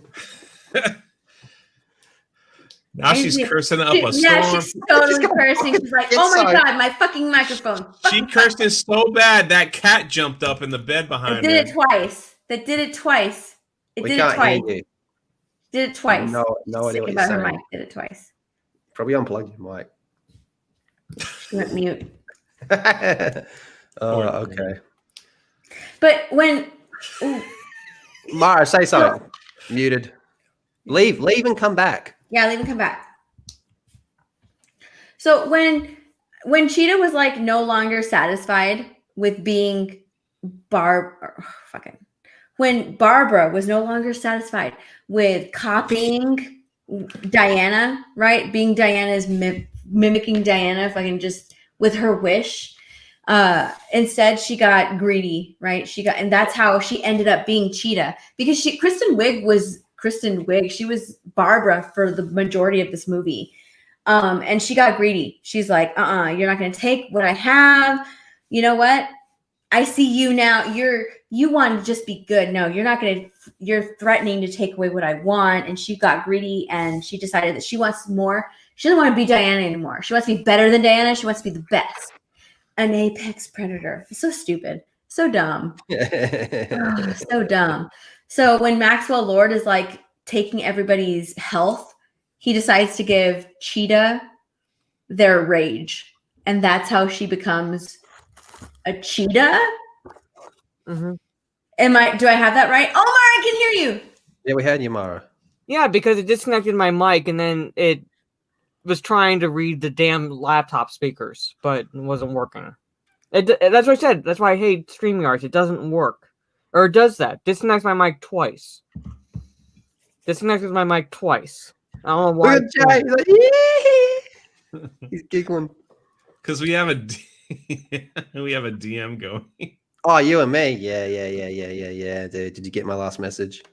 So, did you like that, Mara? How she became actual Cheetah? No, I didn't. I didn't, because I was telling you one of her origins. And how she can you tell me real quick what her original origin is? Not on a wish. It is awesome. It wasn't on a wish. No, it wasn't on a wish, and I have to look up the goddess's name, but she was she was part of an expedition, basically one of those proverbial like jungle expeditions with like basically colleagues, and all she wanted was power, and like she wanted to be part of this, like she wanted to take part in this ritual, like with this like local tribe, to get the power, which would like turn her into Cheetah, and to do that, she was told that she would have to sacrifice her colleague. So she willingly murders this man to obtain this power. Because that's all she wanted was power. It wasn't anything to do with her being Diana or being like Diana or anything like that. Nothing. She just wanted the power. That's it. It wasn't. The impression I got from like Barbara Minerva in the comics was that she no way was a wallflower, and no way was a wallflower at all. No, not at all. And I think that was just so dumb. I was so fucking dumb. Yeah. So basically, having her get her powers because, well, first off, to become kind of like Diana based on a wish, and then to get her powers because Maxwell Lord is like, I'm granting you your wishes, and I'm taking your health, I'm taking your life force, and I'm giving her your power, like prowess or your strength, things like that. And like Maxwell Lord basically created Cheetah. Yeah, he created Cheetah with stupid. Yeah, we dealt with that in Marvel, and then he gave her, I give you the rage. We dealt with that with Marvel with Iron Man 3 when the Mandalore is supposed to be one of Iron Man's like biggest rivals, and you mean the Mandarin? They just told. You mean the Mandarin? The Mandarin. They totally he's supposed to have like power rings and all this stuff, and they just made him a goof in the movie, and you're just like, and then we're all like, well, for those that know the story, you're like, what? What is this? What is this nonsense? Is that how you all felt when Cheetah was made? They made him a fake. So it's like, I'm not the real Mandarin. I'm like, what? Yeah. Is that how y'all felt when Cheetah was made? Were y'all kind of like, what? No. Well, it was more like, what the fuck? Okay, there you go. Well, that's even better. Yeah. Yeah. I just thought that, like, okay, she's going to become full-on Cheetah. And now... Like earlier? She has the strength and shit. She's going to have the strength. Yeah. Right? So, and the rage or whatever. Yeah. But she was... Okay, I'll give one thing to this movie. Cheetah was Barbara was consistently the victim in this movie. Because even as Cheetah, fully formed Cheetah, she was still the victim because... She felt like she was being patronized. Diana was patronizing her. Don't patronize me, Diana, because you're able to do something that I can't. Yeah. It was ridiculous. I got to jump off. But yes, Lethal has to leave. I'll just give a recap. I think this movie is worth seeing. I think it's okay, but it is a terrible movie. There are some good moments in there that I did really like. I didn't notice any of like this Trump shit or this full-blown feminist crap. I think that's just news outlets being fucking retarded. Color me surprised that they're being retarded. But Steph, you're going to be on my stream later, yeah? Yes. Let's show it. All right.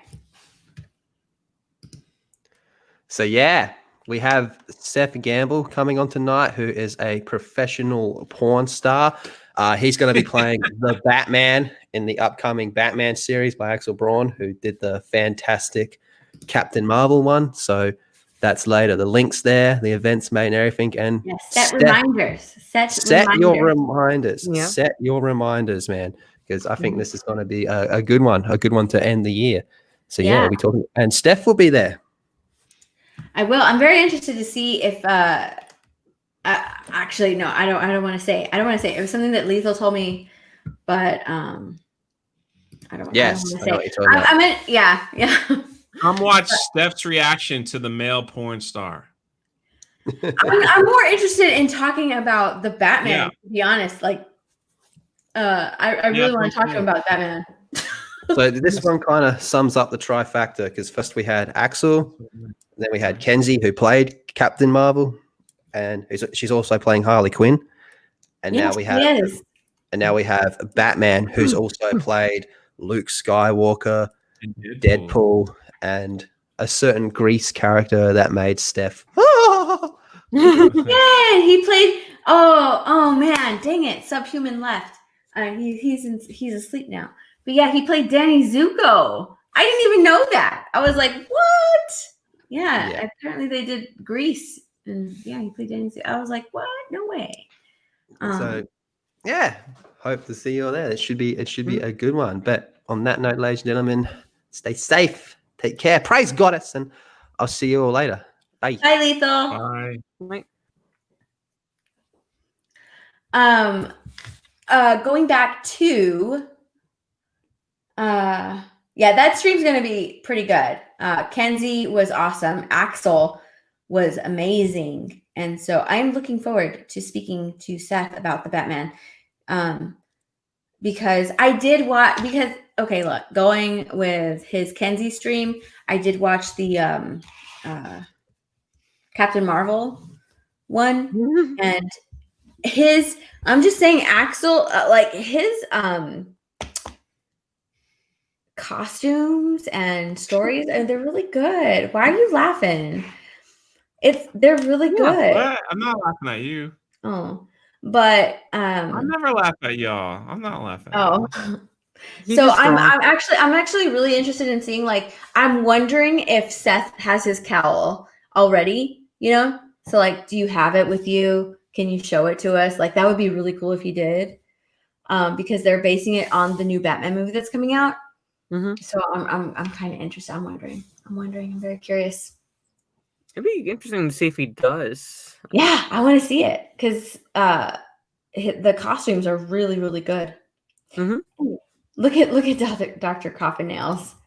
Jay laughs at life. Yeah, he does. Well, I'm getting sleepy.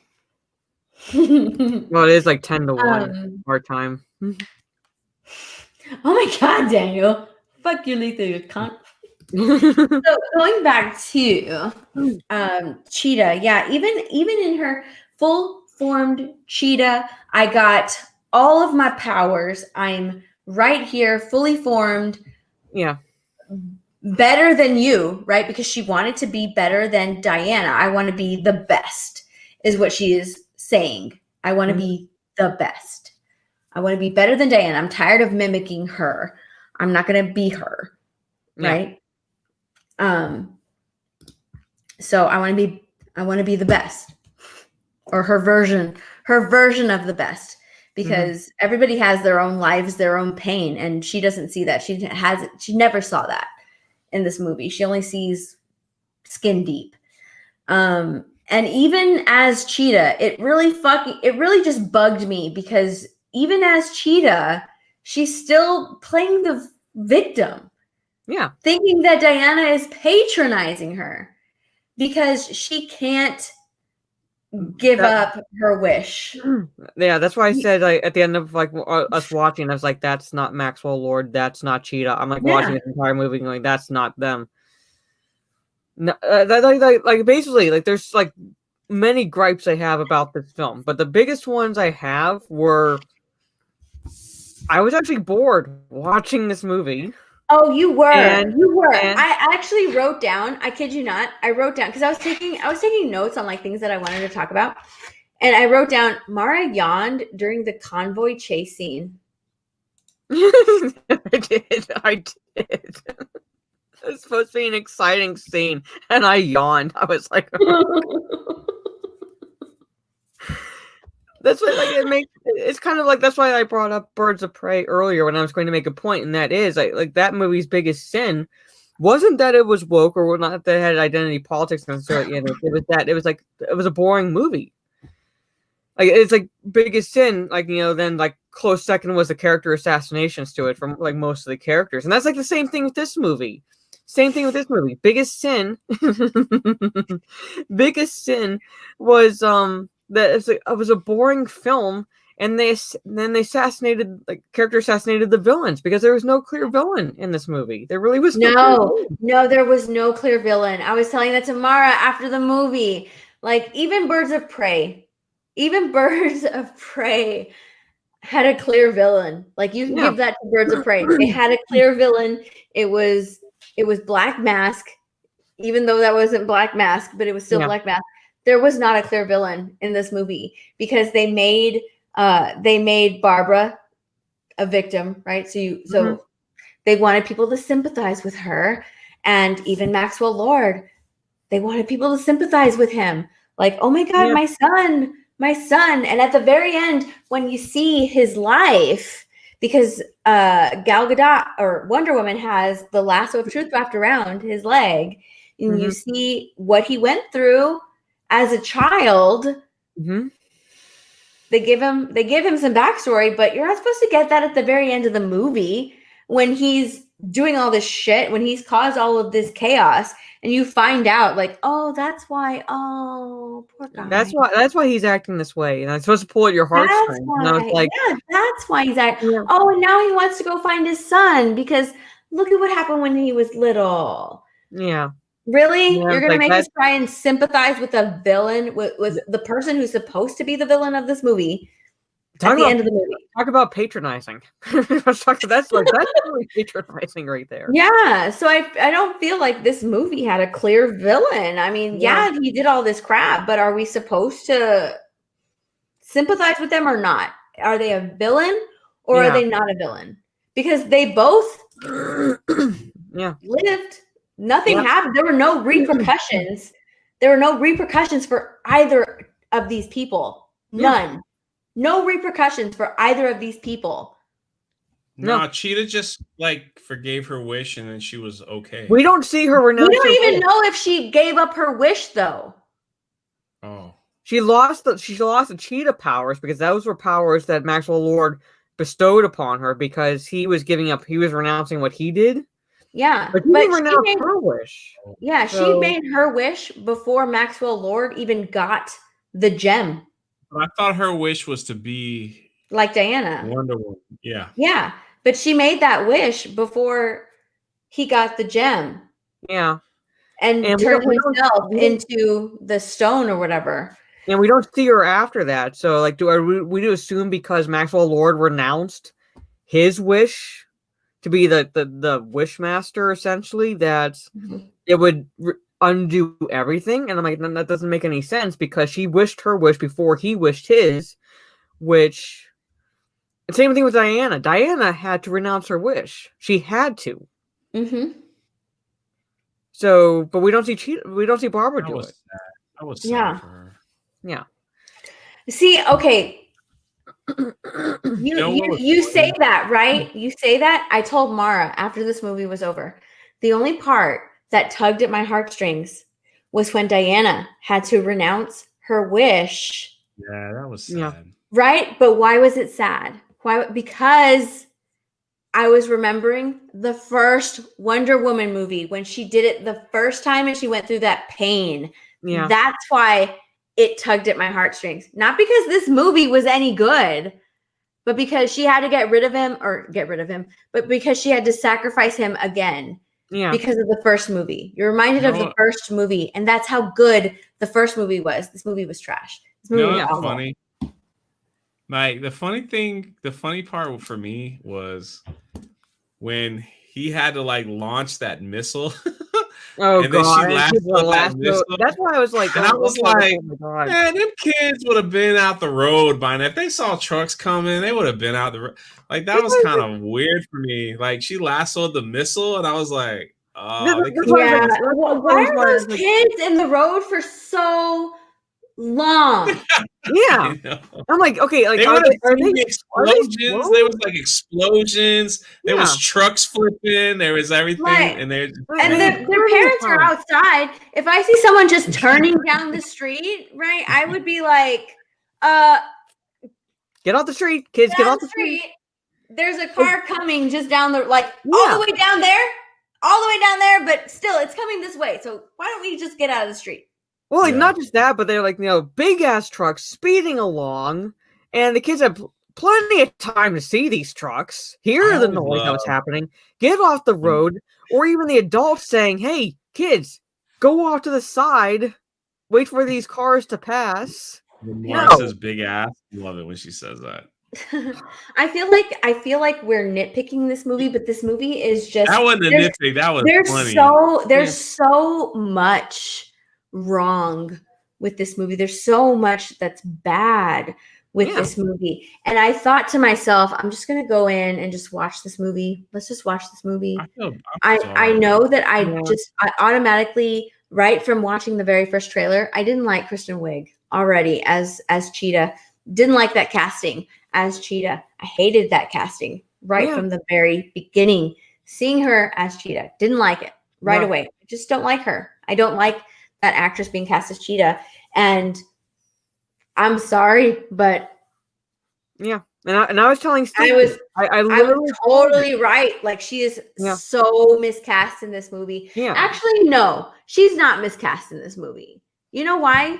Because Kristen Wiig plays a victim like no one's business. So if that's the Cheetah that they were going for, a victim Cheetah, there you go. You got it, Cheetah. She was you got it. Because this Cheetah is not. And I was talking to Stieg about this, and I just about like literally called it when I said this is my impression, and it was like Cheetah becomes Barbara becomes Cheetah all because she wants to be like the popular kids. Yeah. I saw it from the trailer. She even says it in the movie. She says it in the movie. Like, I've always envied all the popular people. Yeah. And I'm like, they made her the bumbling nerd. Yes. They made her like the bumbling nerd at the beginning. Like, you want to go get lunch? Like, not today, like that's what oh my god, that's what really bugged me. Yeah, like, if anybody shows her a bit of attention, if anybody shows her a bit of attention, you're my best friend. You're my new man. I'm like obsessed with you. Yeah. It was awful. Pretty. So Chris Pine in this movie, I like how I kind of like how they brought him back. Through like her wish was fine. Chris Pine, like, I get it. I get why he was in this movie because all she sees is him. I like that. That's fine. But that's not Steve Trevor from the first movie. I mean, come on. It's not Steve Trevor. I get that he's now the fish out of water in this movie, but I think that Steve Trevor is smart enough to know that that's a trash can. That's not art. Yeah. I'm saying like she's saying like everything around here is art. That's a trash can. That's not ours. Yeah, art. Yeah, that's art. Great. Yeah. Oh, that's such a great line. Even though it doesn't look like trash can from what he remembers, because he's like from 1917, you figure out that that's a trash can because there's a bag like you can figure that out. Mm-hmm. What is he What are you laughing at? Nothing. I don't know why he's laughing. Why is Steph laughing? I don't know. You're laughing. What are you laughing about? You kind of froze for a second. It was cute. But yeah, everything you said came out clear though. Mm-hmm. Yeah, it did. So what bothered me about Steve Trevor in this movie was he couldn't figure out 80s clothes. He couldn't figure out that was an exercise bike and not an actual fucking bicycle. Yeah. He couldn't figure out that the trash can was not art and it was a trash can. And he thought that he was going to fall off an escalator. But he is totally cool and he can totally figure out how to fly a modern day jet. Yeah. Sure. Let's go with that. Oh my god. It's kind of it's basically what is this movie? It's basically like the Captain Marvel. It's basically like the Captain Marvel scene where it's like, we know she's a pilot, but she's like literally flying an aircraft that she's never been in the cockpit of. Same thing with Steve Trevor. He's a World War I pilot. Have you seen World War I planes? Have you Yes, people seen yeah, World War I because we planes? saw it in the first movie. Like Yes. wood. Like Yes. half of it's made of wood. I'm like, yeah. I'm saying, like, did you watch the first film? Those are World War I airplanes. He would not know the first thing to do getting in the cockpit of a modern day aircraft, like what would have been modern day, like 1984. Like, he doesn't know where the fuel thing is. He doesn't know where to turn the engine on. He doesn't know what that lever is for. I know. No, you're right, It was because like- they made him look around like for the first 15, 20 minutes that he was there. It was just like he's like, what is this? He's like looking up at the He air. clicks on he clicks up 3 switches. Oh, that didn't do anything. Okay, well, obviously that doesn't do anything. Okay, let's try these. Mara, Let's are try you there? Oh, okay. Yeah, I'm here. I'm sorry. Let's try. Okay, this. Oh, okay. Oh. And then the power. Oh, Yeah. okay. Oh. And now we started. Yeah, like that's what's like he does like he's not gonna know Let me what's make it gonna get visible. Yeah. Oh, and then how she makes it invisible. We get the invisible jet in this Didn't movie. I just say? Yeah. And that's why I said it too, because you said it, because you were like, and then it's invisible. It is. Yes. And, like, boom, invisible. And then it's invisible. We get the invisible jet in this movie. Yay! They shared a how the fuck is it invisible? They shared a cute moment with fireworks. Yeah, but I'm saying like it's like basically she's saying like it's like basically she only did that trick once because it's like a power kind of bestowed on her by Zeus. So she only did the trick once, and it was to make a coffee mug disappear that she lost. She lost the coffee mug. And what's funny is that like after this, we don't see the invisible jet ever again. And it's like, did you lose the invisible jet too? That's right. That's right. That is right. Like you lost your coffee mug. Did you lose the invisible jet too? Yes. We don't see it again. You forget where you parked it. It's kind of like Megamind, where he's like, I can't, like, where you like forget where you parked the car. You're right. You're absolutely right. Because after that, you don't see it ever again. Right. Just like, what do they do? Crash in the water? You're right. Yeah. Wow. You don't see it ever again. So it's just like, did you forget where you parked it? I love that Megamind reference. Oh my God, I love that movie. I love that movie too. Best too. Movie ever. I love like when he comes out, when it's not really Megamind, but it's his what is his name? Minion? Minion, when it's Minion. Yeah. And he's like, you dare challenge Megamind. Yes, at the very end. And he's like, there's one difference between you and me. And he's like, what's that? And he's like, presentation. Oh my God, that needs to be my intro to my streams. I love that movie. Oh, I love Megamind. Yeah, I love that. I love that film. Presentation. There you go. And it's like the rock music starts playing and it's like just awesome. Yes, I love that movie. Such a good movie.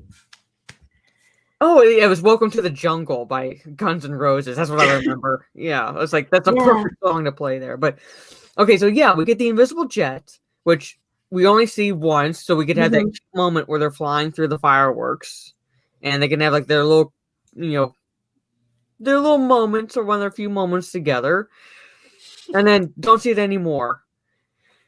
But Diana does fly again in the film, ladies and gentlemen. She does fly again. How? Because she figured out how to glide on the wind currents. Yes, thanks to thinking of Steve and him describing how flying is just so easy. It's so easy for him. He literally says that in the movie.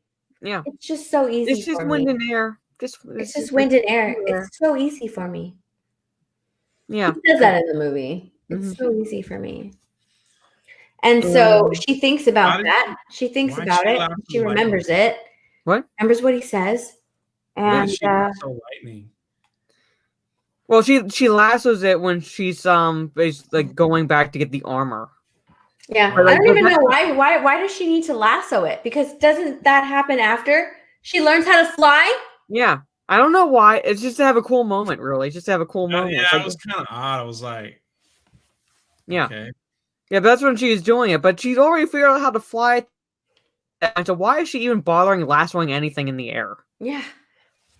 See, I feel like this movie doesn't know if well, do we want her to fly? Do we not want her to fly? Do we want her to like glide in this movie? Yeah. Maybe she's gliding. Superman pose. Oh, but she did have that Superman pose.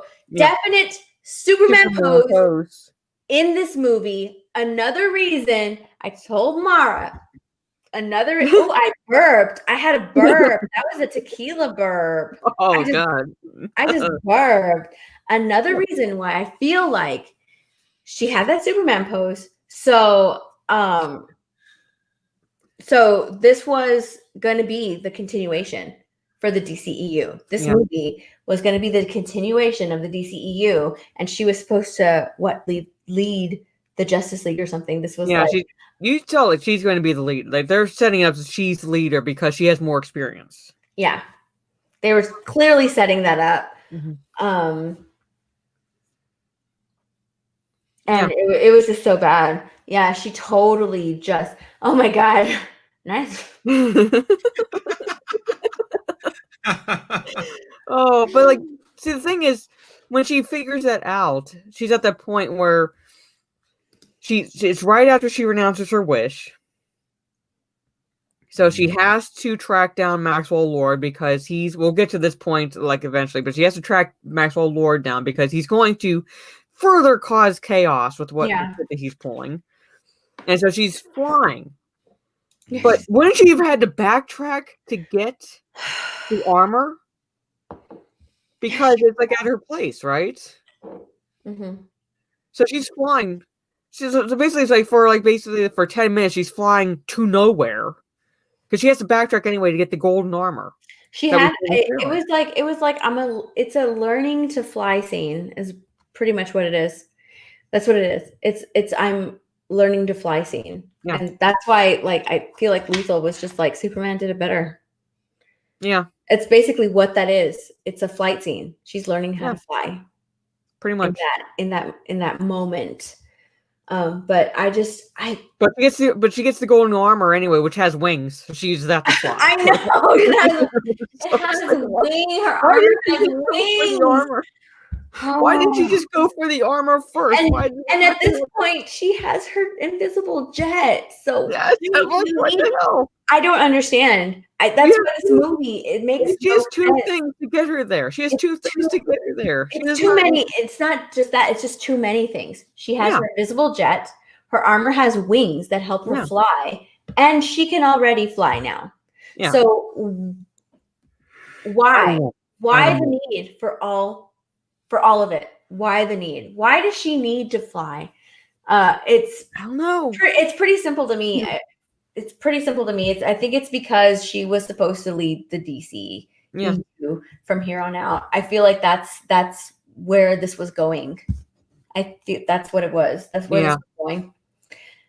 Because I feel like at this point when this movie was like filmed and supposed to come out or whatever, I think like at this point in time, remember there was like that chatter about Henry Cavill. Is he going to be Superman or not? Is he coming back to Superman or not? So this is her being Superman. Pretty much. So so I'm going to go to sleep before I fall over. Thank you for sending me the link, Steph. You're welcome. Mess up your stream. You didn't mess up. I like being on here and listening. Do you want me to sing you a song? If you sing me a song, I'm gonna. Yeah, I do. I'll leave it up to the chat if the chat wants me to sing a song. The chat says yes. I'll do a Christmas song. I'm pretty much lit enough that I'm willing to sing a song. Mm-hmm. You're lit enough. Yeah.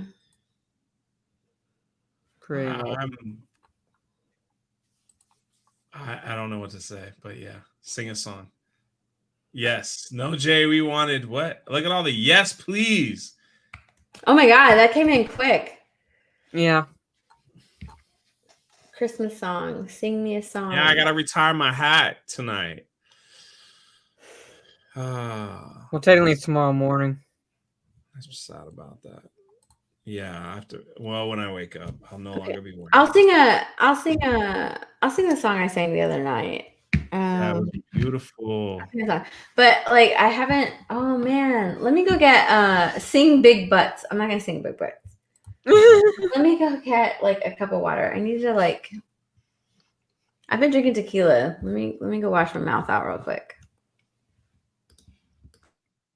What? I'll be right back. I'll be right back. Let me go wash my mouth out real quick. I don't know what she said? Well, I think she's Well, I think she has to get a chaser of some sort because she's been drinking the tequila straight. Wear the hat year round, Jay, says Alex. I like it. I wore it all day today. Yep. Look what it did to my hair. Yeah, that's what. It's one thing about wintertime I don't like is having to wear the snow cap or the beanie outside. Just like flattens your hair. Yeah. Yeah. Wow. No matter what you do. Yeah, and they get little strands to pop down. It's really weird.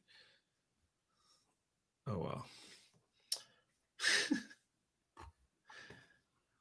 All right, Mara's gonna sing the first Noel. I just made it random. The first Noel? I only know. Hold on, I gotta think. Everybody knows Frosty and Rudolph. And Mara has Frozen, and it's just me. Yeah, I'm back. It's actually only like it's just real quick, and I think sometimes your paw like you're not frozen, but you're just kind of like looking at something. Yeah, well, the Wi-Fi signal kind of like kicked out and then back in. So Boset, did I say that right? Bosetti. Boset. Yeah, Boset NC-17 says, "I bet Mara can sing. I know she can sing. Look at my hair." Well, what song like should I like sing? I know like some lyrics to some songs, but what's going on up here? I don't know. We get to hear Mara sing too. One of my favorite streams is to get 2 songs. Mara sings beautiful. I'm not going to sing the full Ozzy intro, Daniel. I'm not going to sing the full Ozzy intro. We're thinking Christmas songs. Mm-hmm. Merry Christmas, Jay. Means a destruction. How about I sing a little bit of my favorite one? Because my favorite one is White Christmas. Oh yeah. Let's sing the racist song. Yeah. Yeah, it warms my white supremacist heart. Yeah. Well, I fixed my hair. So it's I've been talking for so long. Hold on. I gotta drink some water. You got this. I'm entertaining them with my hair. Look at that. Okay. What is going on? Okay. Okay. I'm dreaming of a white Christmas. Boredom. Just like the ones I used to know, where the treetops glisten and children listen to hear sleigh bells in the snow.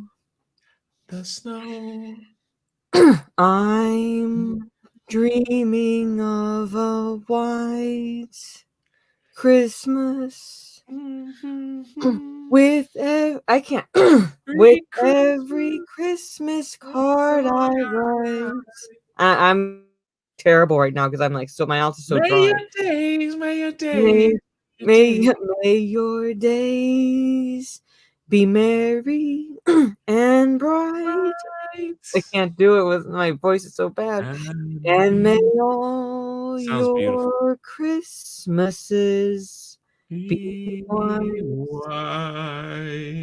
And then repeats. And my voice is like so dry. You're talking about snow. Yes, right. But it still warms my white supremacist heart. May your days be merry and bright. Yay! It's my favorite. It's my favorite. Mara sang. And may all Your exes be wise. Oh.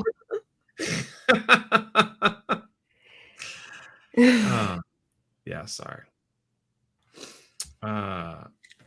Best racism I ever heard, said Brian. Ready? Welcome. God. I'm gonna be off camera because. Yeah. Okay. But I need to share. I need to share my screen. Well, I need to share my audio, kind of.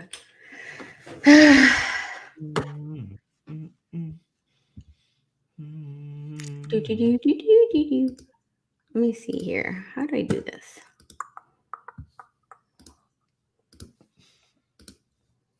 The only Christmas song I really hate is Mariah Carey's Overplayed. Oh, yeah. I'm just reading the chat, that's all. Mariah Carey's song is what's that, what name, which one? She has like All I Want for Christmas Is You. Is that the one he's talking about? All I want for Christmas is you. Can I put myself like here? Yeah. Can you still hear the audio? Yeah. Well, are you playing? I hear you. So I hear you. I know, but like, would you still be able? Like, if I if I play it, can you hear it? Well, if you share the audio, if you share the audio, we should. Can you hear it? No. Okay, there it is. Oh, you can hear it? No, I heard something. Yeah. We heard it. Okay, cool. All right, so I'm gonna sing you guys a song. You're cool. And I hope that it sounds okay.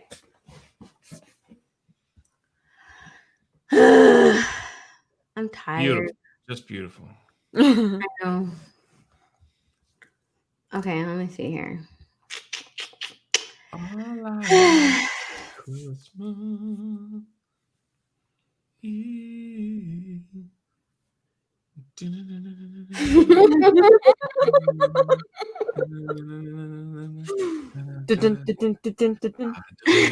Oh my god. Everything I say. Are you gonna let Steph sing or not? I'm sorry. I was like entertaining. Like I was like the You're warm-up entertaining yourself. I was like the warm-up act. There you go. While she gets ready. That's all. Sorry. No, you're okay. Oh God. Greeting cards have all been sent. The Christmas rushes through, but I still have one wish to make, a special one for you. Merry Christmas, darling. We're apart, that's true, but I can dream, and in my dreams I'm Christmasing with you. The holidays are joyful, there's always something new, but every day's a holiday when I'm near to you. All the lights on my tree, I wish you could see. I wish it every day. All the logs on the fire fill me with desire to see you and to say that I wish you Merry Christmas, Happy New Year too. I just one wish on this Christmas Eve, I wish I were with you.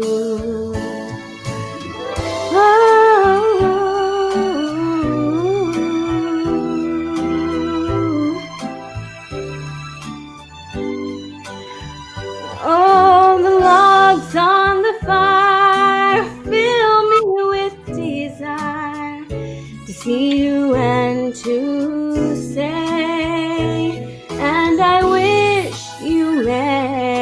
Christmas. Happy New Year too. I've just one wish on this Christmas Eve. I wish I were with you. I wish I were with you. Merry Christmas,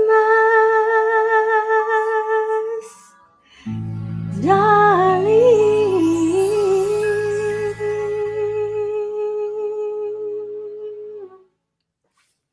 There you go. There's your Christmas song. That's beautiful. Uh-huh. It's so beautiful. Look at everyone. Totally worth the wait. Steph's just started a music channel. Tons of hearts. Lots of love. A lot of yes. Standing ovation. Claps. She's beautiful. Steph's an angel. Steph should be on American Idol. Steph has $1 million voice. Steph is so beautiful. I want to... What? Oh, no. That's somebody else. Steph is amazing. Wow. Fires. Why have you been hiding this voice? Yeah, Thank you guys. Thanks. Yeah. Because I don't want a lot for Christmas. There is just one thing that I need, and I don't care about the presents underneath the Christmas tree. I don't need to hang my stocking. I forgot the words. I don't need to ask. All I want for Christmas. I don't. It's like, oh my god. I don't like when you blow me up. Oh, come on. Yeah, you do. Don't act all shy now. That's all. That was beautiful. Yes, I had to sing Jay out. And now I'm going to sleep, y'all. Merry Christmas, Jay. Love y'all. Christmas chat. Ooh. Love you, Mara. Love you, Steph. Thank you. So that's the best present ever. He claimed he's just drinking eggnog. Yeah, eggnog. Yeah.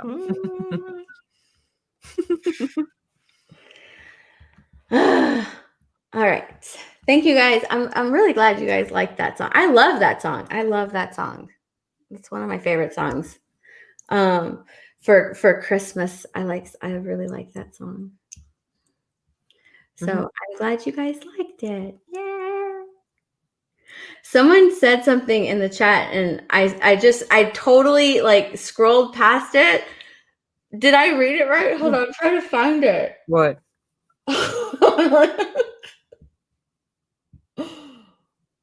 Where? I totally read it wrong then, I think. Who are you looking for? I don't know. I just scrolled past it. I thought I read something, but I didn't. I don't think I read it right. Okay.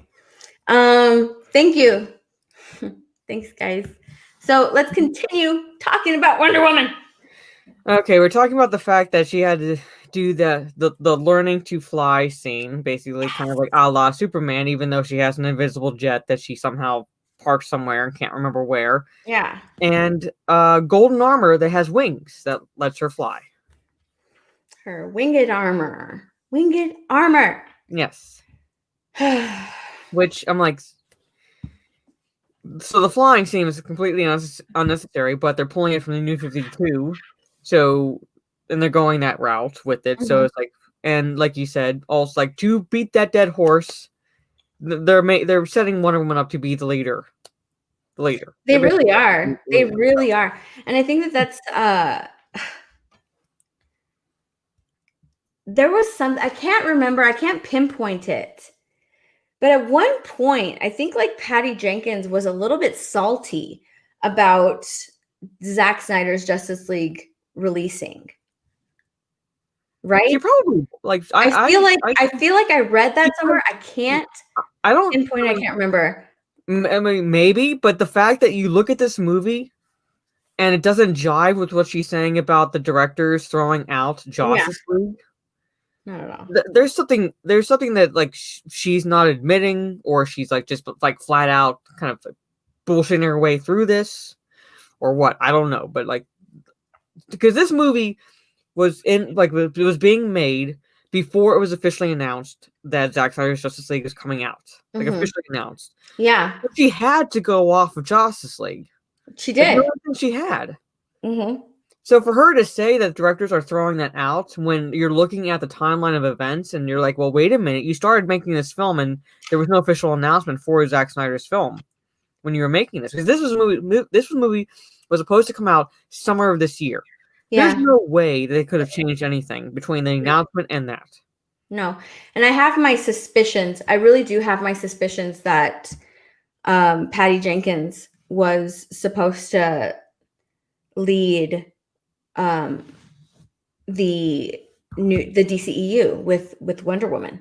Mm-hmm. That's my suspicions, because I feel like at one point she was a little bit salty about Zack Snyder's Justice League, and that's why she was just kind of like, oh no, we were all behind. Yeah, you know, we threw out Justice League. Yeah, but this movie does not, no way, not at all. This movie clearly is one of the only movies that's a sequel to Justice League, a clear sequel to Justice League. Very, very clear sequel to Justice League. Wonder Woman flying in this movie is it just like Birds of Prey. Birds of Prey felt like we're going into the new, Justice League universe. That's how Birds of Prey felt. This movie felt the same. Mm-hmm. Pretty much. It pretty much did. So, and all right, so we got the flying scene, we got the forgotten invisible jet. Now, Maxwell Lord. Excuse me, sorry. I'm sorry, I cut you off. What were you gonna say? No, I was saying we like the invisible jet for like one part, and then conveniently forgotten after that. And the golden armor flying scene to get to like the final fight with Maxwell Lord. So let's talk about like Maxwell Lord. Yeah, let's talk about Maxwell Lord.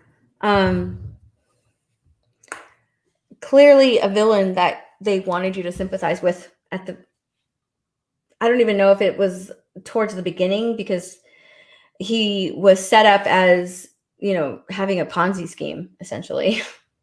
But they gave him a son. Yeah. Gave him a son and had that whole scene play out in front of his son. Yeah. So like you could kind of feel sorry for him, because he's trying to convince this guy to not pull his shares from the company, and he's trying to make a better life for his son in a sense. Yeah. And then like loses his way essentially. That's how they set the villain up. It's like he just lost his way. He just lost his way.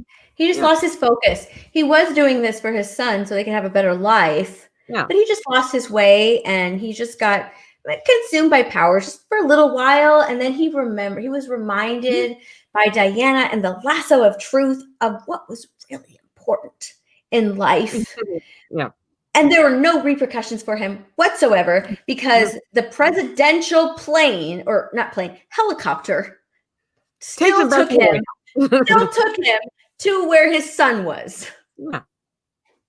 Even though he rescinded his wish, and that would have or should have rescinded everybody else's wish, right? Yeah. Right?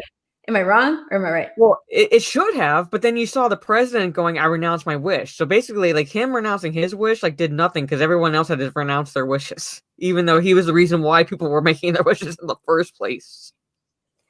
Jesus.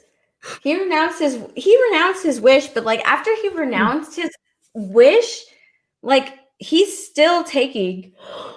This movie is that boring. I'm young. Yeah. Oh God. After he renounced, even after Maxwell Lord renounces his wish, after the president renounces his wish, in return for the president's wish, Maxwell Lord says, like, I want to essentially be you. I want your presence, your command, but without like the presidential duties, pretty much. And I don't want anybody to get in my way. I want to be able to do and operate what I can Yeah. I want to be the authority. I want to operate how I want to operate without all this. Don't get involved in my shit. I want to do what I want to do. Leave me alone. Well, he basically says consider me an autonomous nation. Yeah. Right. Yeah. He wanted to be his own little entity. Yeah. But even after they both rescinded their wishes, which should have also taken away the repercussions of the president's wish, right? Yeah. He's still able to take the presidential helicopter to where his son is at. That makes no sense. No sense, because once he renounced his wish, once the president renounced his wish, that should have taken away his rights to do it. He should have been kicked out of the White House. Like, who are you? Get out of here. Well, he should have been left at that satellite place. Like the helicopter's like, what the hell? Like what? Like, I'm not taking you anywhere. Like you're nothing. Like, who are you? Drop you off at the White House. Oh, that's right. He was at the satellite place, not the White House. That's right.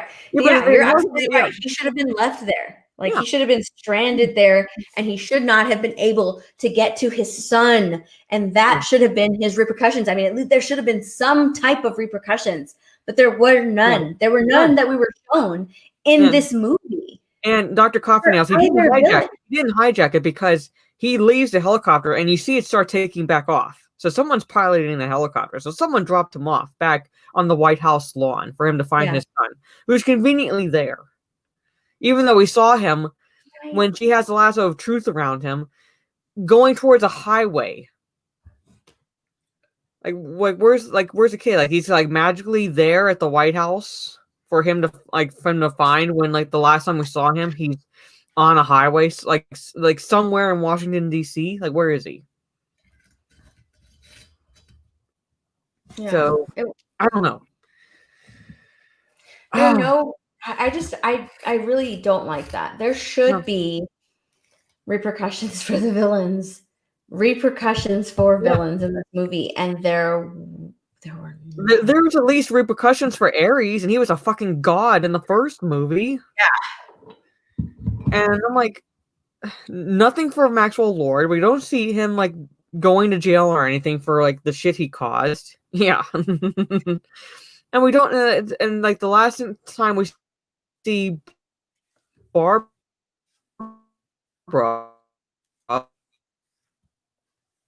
because she's no longer Cheetah. She's still on that island somewhere. Where is she? Yeah. We don't see her. Yeah. Still there. She's wherever the satellites are. And we don't know. We don't know if she renounced her wish. We know that she's no longer Cheetah, and she's sad that clearly her face is disappointed. That's pretty much the face that she's making. Like I'm disappointed. Like, ah. Yeah. Like I don't have my cheetah powers. But again, we mentioned earlier in the stream that she made her wish before Maxwell Lord made his to become the wishing stone or whatever the hell that thing is. Yeah. So her wish and Diana's wish were one of the first wishes that were made. So she would. She was the second wish. So. Right. So she would. No, she was the third wish. Remember that one dude wished for coffee. Oh yeah, he wished for coffee. Then Diana made her wish. Yeah, the stupid Marvel joke. I wish for a coffee right now. And yeah, it was such a dumb joke. Oh man. Oh, it's a wishing stone, a wishing rock. Cool. Yeah. I wish I had some coffee right now. Extra coffee. They gave me 2. Anybody want some coffee? Oh my god, I'll take one. That's so weird. I just wish for a coffee. Yeah, pretty much. Hey, I got this for so and so, but she's not here. Does anyone want this? And really? That's why I said it's just DC. You're not Marvel. No. You're not. You would think they would learn right after Suicide Squad, but no. Apparently not. Apparently not. So he made the first wish, the Marvel joke, and then Diana, we don't hear her wish, but we know what her wish is, obviously. Yeah. And then Barbara makes her wish. You see, you know that it's Steve Steve is what she wished for because his watch that he gave her starts ticking again. Yeah. It starts to tick. So we know that. I never really see that though. Like, why does it? That's never really explained either. Like, why is it ticking? And why is it like I would have accepted the watch ticking type thing if he was, I don't know, brought back with like a time limit, right? Yeah. You know, like that's the significance of the watch ticking. But when he leaves back, we don't get a shot back to the watch. It doesn't stop or anything like that. It that. doesn't stop. I don't know. It's just one of those moments where it's like you like kind of like, you know, you remember this, right? Nudge, nudge, wink, wink. This is his watch. You know, it's like, oh, like what could this possibly mean, folks? Even though we like see him in the trailer, so we know what happens. We don't. You know, it doesn't make any sense. Right. I don't understand why they would make the watch start ticking again. Like, was that just like an idea that never played out in the movie? I don't know. Like, why did it start to tick? Like Lethal was here, so I didn't have a chance like to elaborate on this. But in his review, he said he feels like, at least in particular with Barbara Minerva, that there was some stuff on the cutting room floor that was like, so there might be more stuff on the cutting room floor, like, you know, what could be with the watch, more of her transformation, things like that, and because a lot of it felt like was just like, you know, basically like a jolt here and there, like, oh, like all of a sudden she's this, all of a sudden she's this, all of a sudden she's this, and it's like just. It didn't seem, other than her victimhood mentality, it did not seem smooth in her transformation. Yeah, no, it didn't. Yeah. So, what did you think of the fact that, like, as she got weaker and weaker, Gal Gadot is beautiful. So, I mean, how can you make her look less beautiful? But as she got weaker and weaker, she looked beat up and like just tired. She looked exhausted. Like she had the bags under her, like it was dark under her eyes. Yeah. As she got weaker, she kind of like was losing her quote unquote looks. Not completely, but like, you know, the shine in her hair was gone. It was really dumb. I don't know. I noticed that. I just it was just something that I noticed. They didn't have to go that far. I mean, like all we had to do is see her get bruised and bloody, which is what we saw. Yeah. Literally. We didn't have to see like the full extent of like, oh, now she's getting ugly as Barbara's getting beautiful. Even then, that's a stretch. Total stretch. Oh my God. But yeah, she was losing her powers and she was looking it too. Like, is one of her powers to be beautiful? I don't get it. Why would they make her? She's the daughter. Like she's essentially the daughter of Zeus. She's basically a goddess, literally. Who cares? Like, you know, like it's not going to alter her looks. It's not going to alter her looks at all. Her looks aren't tied to her powers. Yeah, it's not like Poison Ivy with her kisses or anything like that. Nothing like that. It like remotely smacks of like I don't know why they did that, but it was very odd to me. When I think it was after she saved those kids in the road, where like it was just straight up like, whoa. Yeah. Mm-hmm. Yeah. Even the shine in your hair is gone, girl. Like pretty much. I don't know why I noticed things like that, but like, yeah, I noticed that. It was just like, really, you're taking away, or you're trying to take away, because Gal Gadot is goddess. You're trying to take away her beauty. It's like, that's not a superpower though. She's just gorgeous.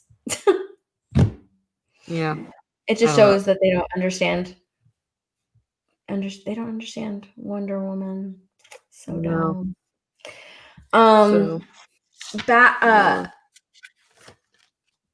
What did you think about Maxwell Lord? Because he was not Maxwell Lord. It's basically like Maxwell Lord and Cheetah were in name only. Mm-hmm.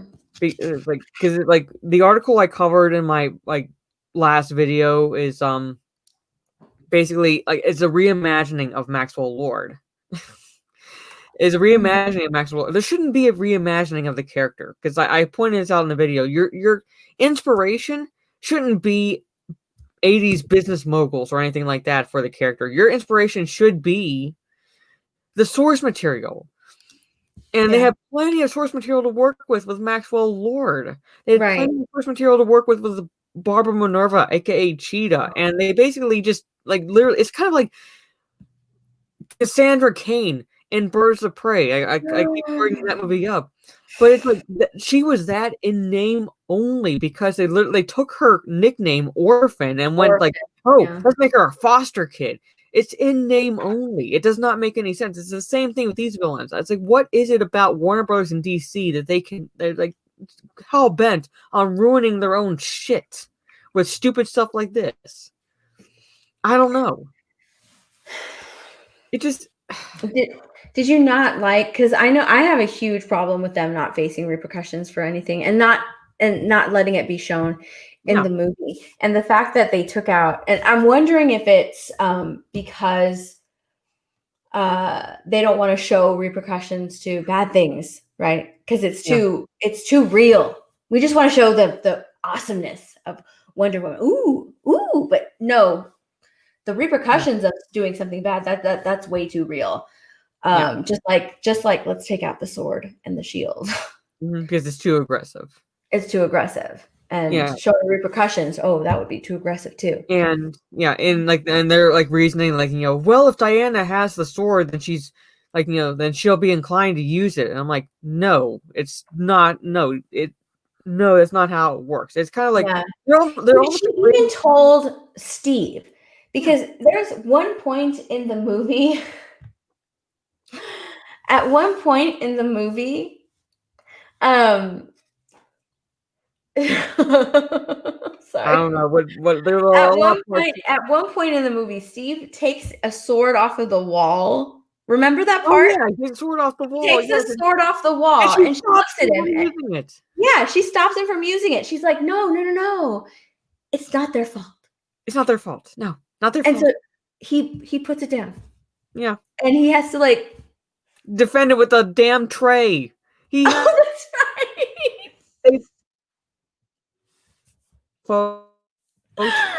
I forgot about that. A tea tray that he has to use. That's right. To block bullets. He does the tea tray. He puts it in front of both of them so they can move. And then after that, after he does that with a tea tray, doesn't she come out and use her lasso to block the bullets? Yeah, like with the machine. Yes, and then behind her, he uses his fists.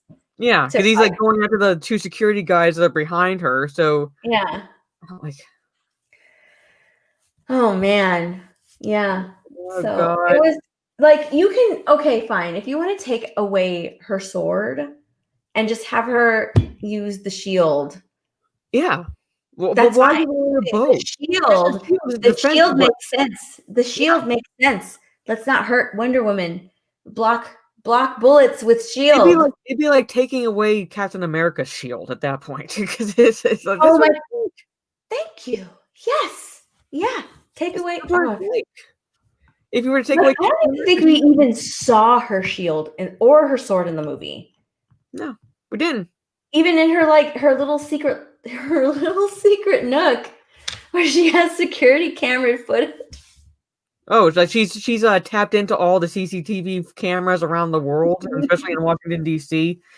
Yeah, her little hideaway. I totally forgot about that. Yeah, her little nook. Yeah, she has a CCTV. Where she conveniently has the golden armor. She has her armor in there as well. Yeah, she keeps her armor in there. Yeah, and then she tells Steve the story of the armor, and she uses the lasso. That lasso gets used so much in this movie. So much in this movie. She uses the lasso because the lasso does not just make you tell the truth. It also shows you. Yeah. It helps.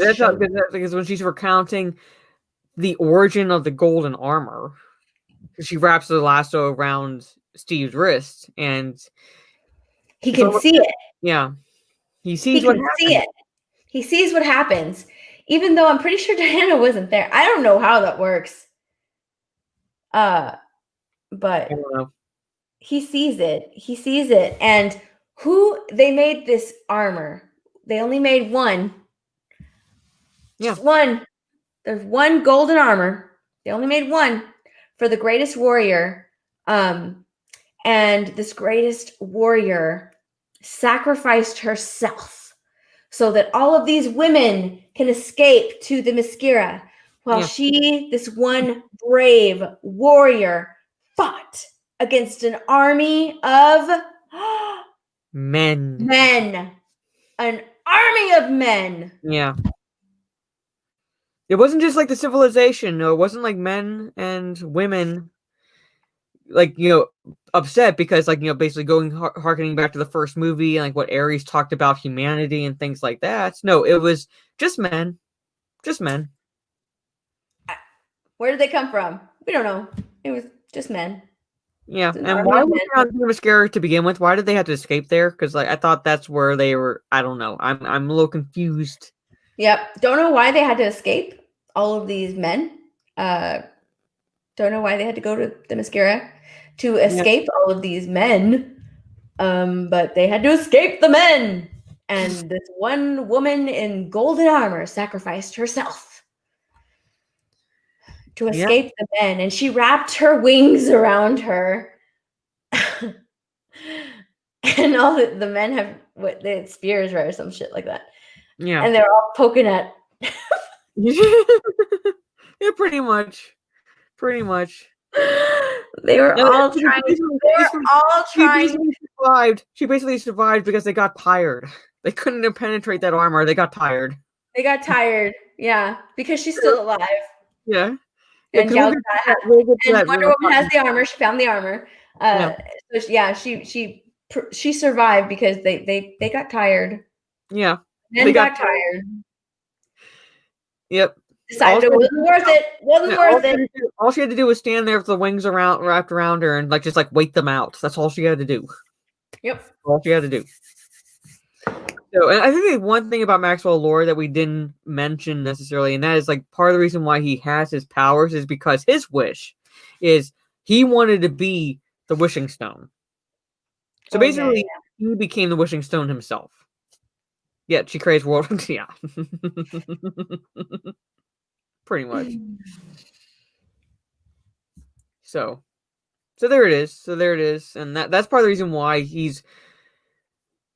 we start seeing him look beaten up throughout the movie, because he grants wishes, but he, like, in granting wishes, he takes away something from that person. And look at that. Then Zeus should have never created the Mascara.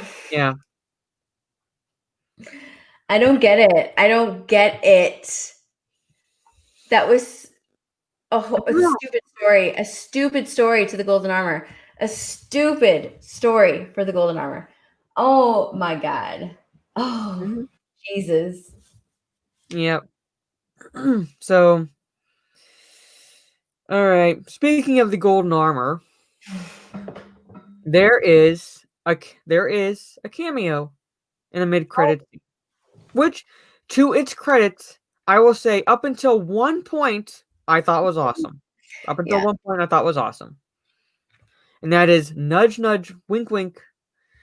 Well, I mean, not the scene itself, but we see Linda Carter, aka the original TV Wonder Woman. Mm-hmm. She was the original owner of the golden armor. She was the one that stayed back to make sure that the rest of the Amazons could escape. Mm-hmm. She lost her armor. The greatest warrior, and it was mentioned by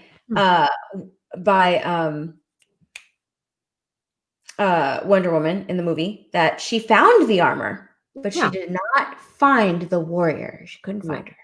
So how she lost her armor, or whatever, we don't know. But Wonder Woman found it, but not the woman. And then, surprise, that Amazon, the Amazonian, Asteria is how her name. Asteria, that's right. I couldn't remember it. Yeah, is alive and well, and still kind of saving humanity in a way, because she stops a pole from falling down on the family, reaches up, stops the pole, and helps them prop it back and you up.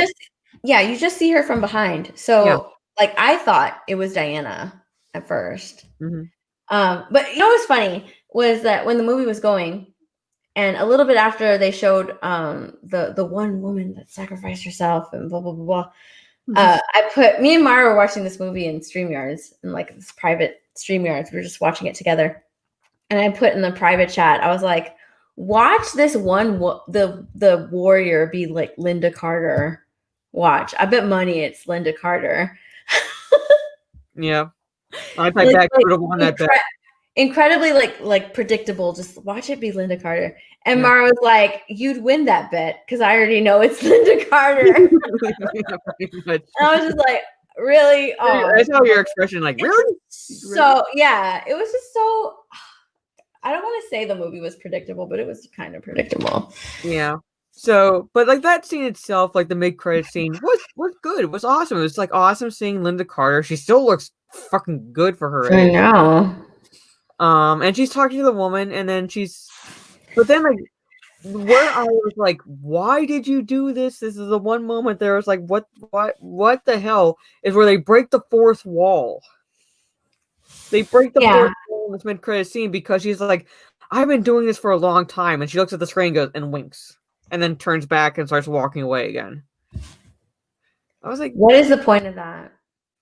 Like you didn't I get it. Yeah. Yeah, like without the wink, it would have been fine. She could have said, I've been doing this for a long time, and then turned and left. Would have been fine. It was an awesome mid-credit scene, just to see Linda Carter there. But then like the wink, I was like, oh my god, it's something Marvel would do. It's literally the nudge, nudge, wink, wink. Very much Marvel. And like I told Mara, I was like, that scene, while it pays homage to Linda Carter, it's not even good. Yeah. Because it doesn't fit. It doesn't fit in with the movie, what's been set up for Wonder Woman. It's not supposed to be a continuation of her Wonder Woman. No, it's Gal Gadot Wonder Woman, right? So everybody at the Mascara has an accent. Yeah. But Linda Carter comes in, she doesn't have an accent. No accent. No accent. She's just like, oh, I am the original Wonder Woman. I'm just going to keep my accent, which is just no accent at all. There's no accent. You know, at least keep some sort of continuity. Yeah, we don't know. Yeah, we know that Linda Carter is not, like that's not her original origin, but like someone mentioned Stan Lee in the chat. When Stan Lee has cameos in the movie, like obviously he's not these parts or whatever. It's just a cameo. Yeah. That's what this is. This is a cameo. Yeah. So at the very least, have the cameo make sense in the movie's continuity. Yeah. Have Linda Carter also have an accent, because you're giving her this name, and the woman is just like, oh, that's a beautiful name. And Linda Carter is just like, oh, thanks. It's from my culture. Yeah. I've been doing this a long time. Wink. Yeah. It's like, whoa. Even Diana still has her accent, even though she's been living away from the Mascara for so long, she still has her accent. Yeah. So why not have Linda Carter have her accent? It's in this universe. It's in the DCEU universe. She should still have that accent. Yeah, Stan Lee all of his cameos in the MCU still make sense within the MCU. Yeah. Hers didn't. Hers did not make any sense within the DCEU. No sense. It didn't make any sense. And then at the very end, to have her wink at the camera. Yeah. At no point in this movie, save for the Harley Quinn movie, save for Birds of Prey, and having Harley Quinn break the fourth wall. Yeah. Never once has Gal Gadot broken or as Wonder Woman broken the fourth wall. So why in the world would they have Linda Carter do it? Didn't make any sense. For this long, I don't know. Like just like she basically just hid within humanity, and so forth. It's like what was she doing this whole time? Like, was she the friendly neighborhood Wonder Woman character wherever she was living? Sort of situation where she's like, basically, I've been doing this for a long time. Basically, I don't know. So he's been around. It's so funny. It's like, you've been doing this for a long time. I'm pretty sure BVS happened. Where were you? Yeah, pretty much. Where were you during BVS? I don't know. You just happened to see an Amazonian. I'm pretty sure you saw an Amazonian there, right? Helping Batman and Superman. You weren't even a little bit curious to come in and help in your beautiful armor? What were you doing? I want to know how she lost the armor, because I'm like, what, did you just leave it somewhere? Like, did you turn it invisible and then like figure out where you put it? And then somehow it turned visible in time for Wonder Woman to find it? I don't know. I really don't know. But that's basically the gist of the movie, folks. It's like literally the movie is be careful what you wish for. They turned Maxwell Lord into the Wishmaster. And oh my god. Yeah. Of course he pops in right then. Yeah, the movie was Maxwell Lord are in name only. Mm-hmm. I was extremely curious to see if Patty Jenkins would be able to pull this off without Zack Snyder, because Zack Snyder helped her with the first Wonder Woman movie. Yeah. It fit into his DCEU and his vision and his continuity, and you could totally tell. This was all her, and you can totally tell. Mm-hmm. It was all her. I'm trying to find that picture. See if I can scroll back up. Okay. That picture I sent you. I'm gonna have to resend it to you because, for some reason, Twitter doesn't let you scroll far in your messages. I just want to show people if you're on your computer, I hate that.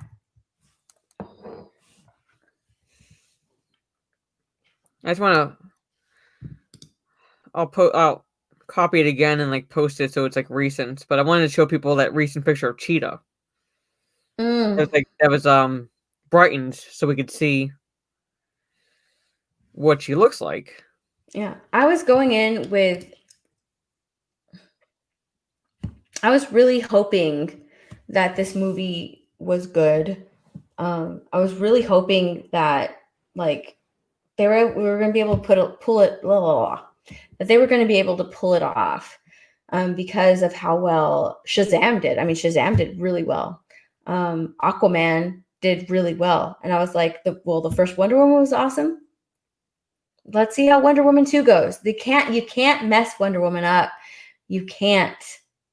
And they managed to do it. Okay. I resent the photo. So I'll just pull it up and then I'll share my screen so people can see what she looks like. Okay. They managed to really just make it really bad. This is Cheetah, folks. Can you zoom in? I'll see if I can zoom in. It's on Twitter, so let me see if I can. No, it doesn't let me do it on Twitter. But do you see her face? It's just her regular hair and then makeup on her face. Yeah. But see those lines they're here. I'm like, did you even look at a picture of a cheetah? Cheetahs, the black curves round. See where our lines are right here? Yeah. It's essentially where the lines would be for a cheetah. Close to the mouth. And it looks like they just line. It's just Well, well, like when they only show, you know what's funny? You know what's funny, chat? Is they only showed one close up of Cheetah's face. yeah. Only one close up of Cheetah's face.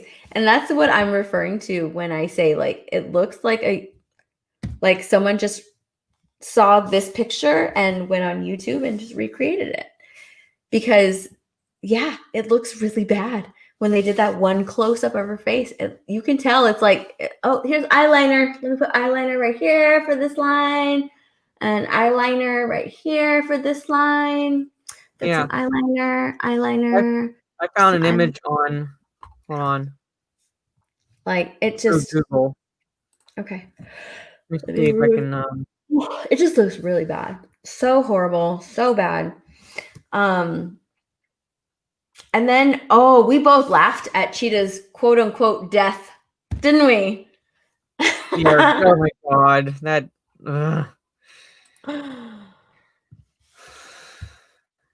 It is just, oh my god. Was it bad? Oh, did you share a photo with me? Well, no, I'm seeing if I can like find one that I can zoom in on. Okay. No, why is it doing that?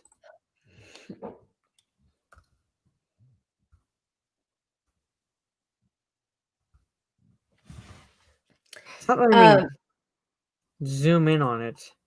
Oh, that's okay. Like I found like a good, like the same, essentially the same picture, but Exactly. Look at this comment. Look at Trey. We went from General Zod to this. Yeah. Yeah, pretty much. Pretty And much. I really do worry about like what the heck were they headed towards? Like had Zack Snyder's Justice League not gotten its greenlit, you know? Mm-hmm. What would we have gotten? What in the world where were we headed? Where was DC headed with this? It was just, oh my god. I have no idea where they were.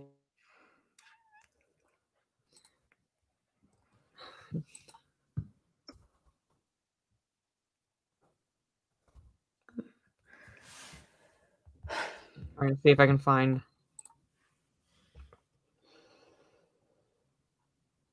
Because most of the images I'm finding are what we saw at DC, like linked at DC fandom. Oh yeah.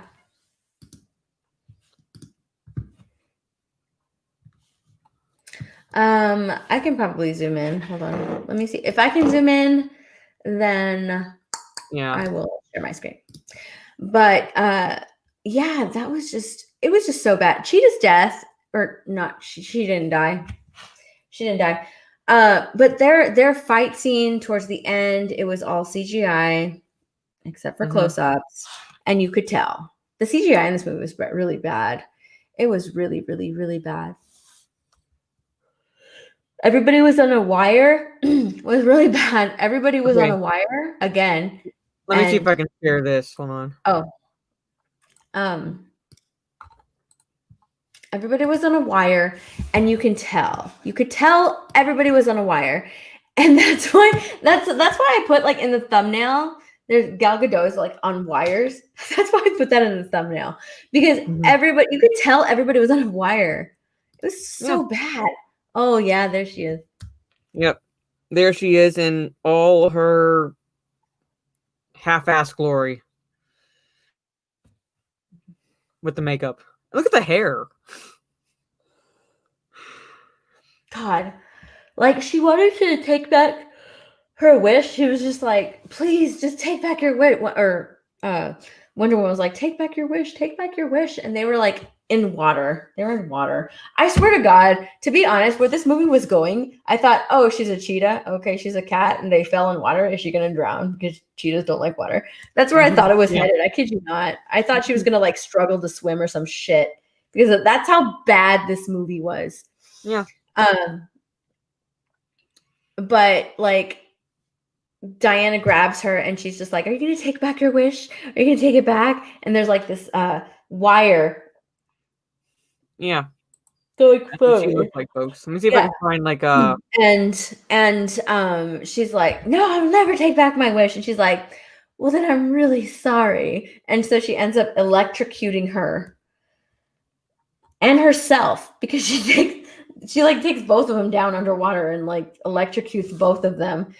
And when she does electrocuted, it looks horrible. It looks horrible. Yeah, it's like laughably awful. Yeah. Laughably awful because it is all CG. Like it looks CG. It is CGI, and like the face that what Kristen Wiig is making for the CG just looks so awful. It's just like, oh. Oh my, yeah, it's like, oh my God. It looks so I'm bad. trying like one more thing. I'm sharing one more thing. Like, disregard the picture on the left of Kristen Wiig, but look at Cheetah on the right. Look at her on the right. Look what they had to work with, and look what we got. Mm-hmm. Oh, I didn't mention, chat. Underneath this skirt, when she wakes up and gets her wish the next day, she takes off this skirt and that sweater that she's wearing. Oh, that's a sweater dress because it turns into a dress, skin tight dress. And she's wearing white leggings. And so it's like the skin tight dress with white leggings. And so she's like totally cute now. Yeah. Instead of the dowdy frump from the beginning. This is like, in case you didn't realize that her wish came true, here's where the transformation begins, folks. And then when she's leaving her office and you have the janitor spill the water and she just like agilely just like leaps onto a chair in her heels and then back down over the water so she's not slipping through it. There you go, folks. She's transformed. Yep. Transformed. This movie was not good. Yeah. I'm like I said, like kind of like what I said in my most recent video. It's like your inspiration should have been from the source material. So here is one example from the source material they could have used as inspiration. So essentially another redhead the dust, so to speak. Yeah. Hollywood does not like redheads. Yeah, this movie was not good. It was not good. The only part that I liked was the part where she had to say goodbye to Steve Trevor again. But that's only because it reminded me of the first movie and how they had to say goodbye again. That was it. And I immediately recognized that. I was like, oh, I'm not upset because, oh, she's losing her one true love all over again. I'm upset because, yeah, she's losing her one true love all over again. But I'm reminded of the impact of that impact from the first movie, not because this movie is any good. Yeah, pretty much. Yeah. But I'll give you this. Gal acted that scene really, really well. Mm-hmm. And it was it awkward for you? It was awkward for me when that part when she say goodbye and she walks away from Steve. She walks away from Steve, right? Because she has to let him go again. And she walks away from Steve and you can't see him anymore, but you hear him. I'll always love you, Diana. Yeah. They did not need that necessarily. Whatever line he had, they did not need it. No, they didn't need it. They already had their goodbye. Yeah. So like him like shouting it at her was really weird. And her shouting it back, I love you, Steve. Yeah. So weird. You don't need that. No. You don't need that little extra whatever to make the scene impactful. It was already doing its thing. But then like she starts to run and she's acting very well. You know, she's doing the acting and she's upset and you can see it on her face and she's running and running. And I renounce my wish, and you can see it in her face that she's heartbroken. Yeah. But you hear him in the background just like, I'll always love you. It was so awful. They did not need that. They did not need that part. It's kind of like it was, in a way, kind of remind me of when I say remind me of the humor in Ghostbusters 2016, I mean where they did not know when to end a joke, when they did not know when to end something. Yeah, and they did not know where to like end it. And the conversation should have ended with them saying goodbye, and then her walking away, and then crying and saying, "I renounce my wish." Right. That's how it should have played out.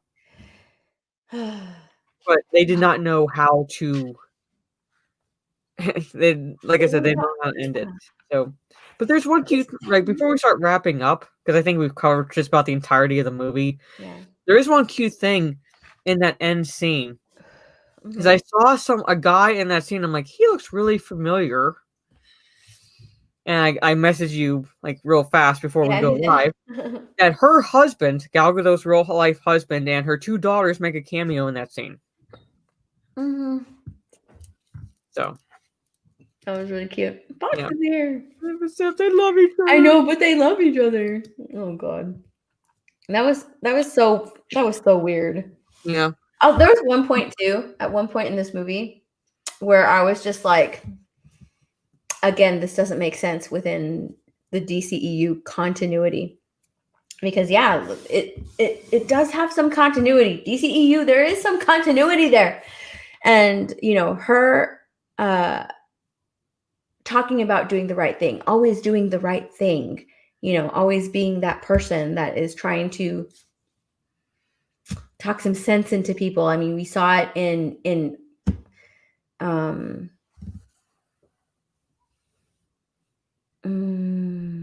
well, I don't really want to reference this movie because it was the Justice League. Yeah. He did go to Bruce Wayne when he was taking off his armor, and she could see like all the bruises and stuff. Yeah. But she's always talking about doing the right thing. And the fact that she was extremely selfish in this movie, and she was like, no, I'm not going to give up Steve. No way. Oh yeah, that part. Yeah. Yeah. I was like, really? Do you see everything that's going on? You see all this shit, and you're just gonna be like, no way, I'm not gonna give up Steve. Hell no. I finally got him back. I'm not giving him up. No. Really? Mm-hmm. Yeah, that's so Wonder Woman right there. Mm-hmm. That's very much in line with how she's been acting so far. Mm-hmm. No, it's not. It's really not.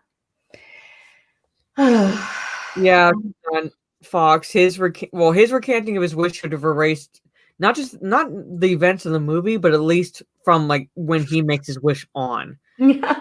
But then you see the president saying, "I renounce my wish." You see everyone else saying they renounce their wish, but him renouncing his wish should have made it like to the point where it's like it just like everybody. We went over this. we went over that.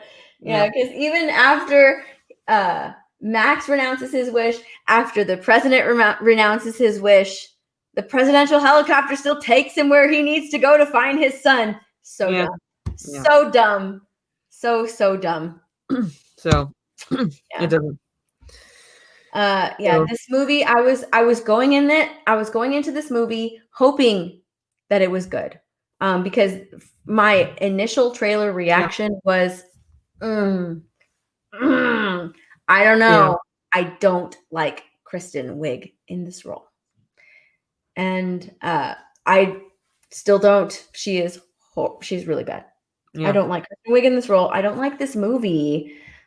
It's not a good movie. It just doesn't fit. It doesn't fit. It doesn't fit. It doesn't fit at all. It does not fit. It doesn't fit anywhere. Yeah. I don't know where to put it. I don't know where to put it. It just like I said, there's really it's essentially going off of Justice League. Yeah.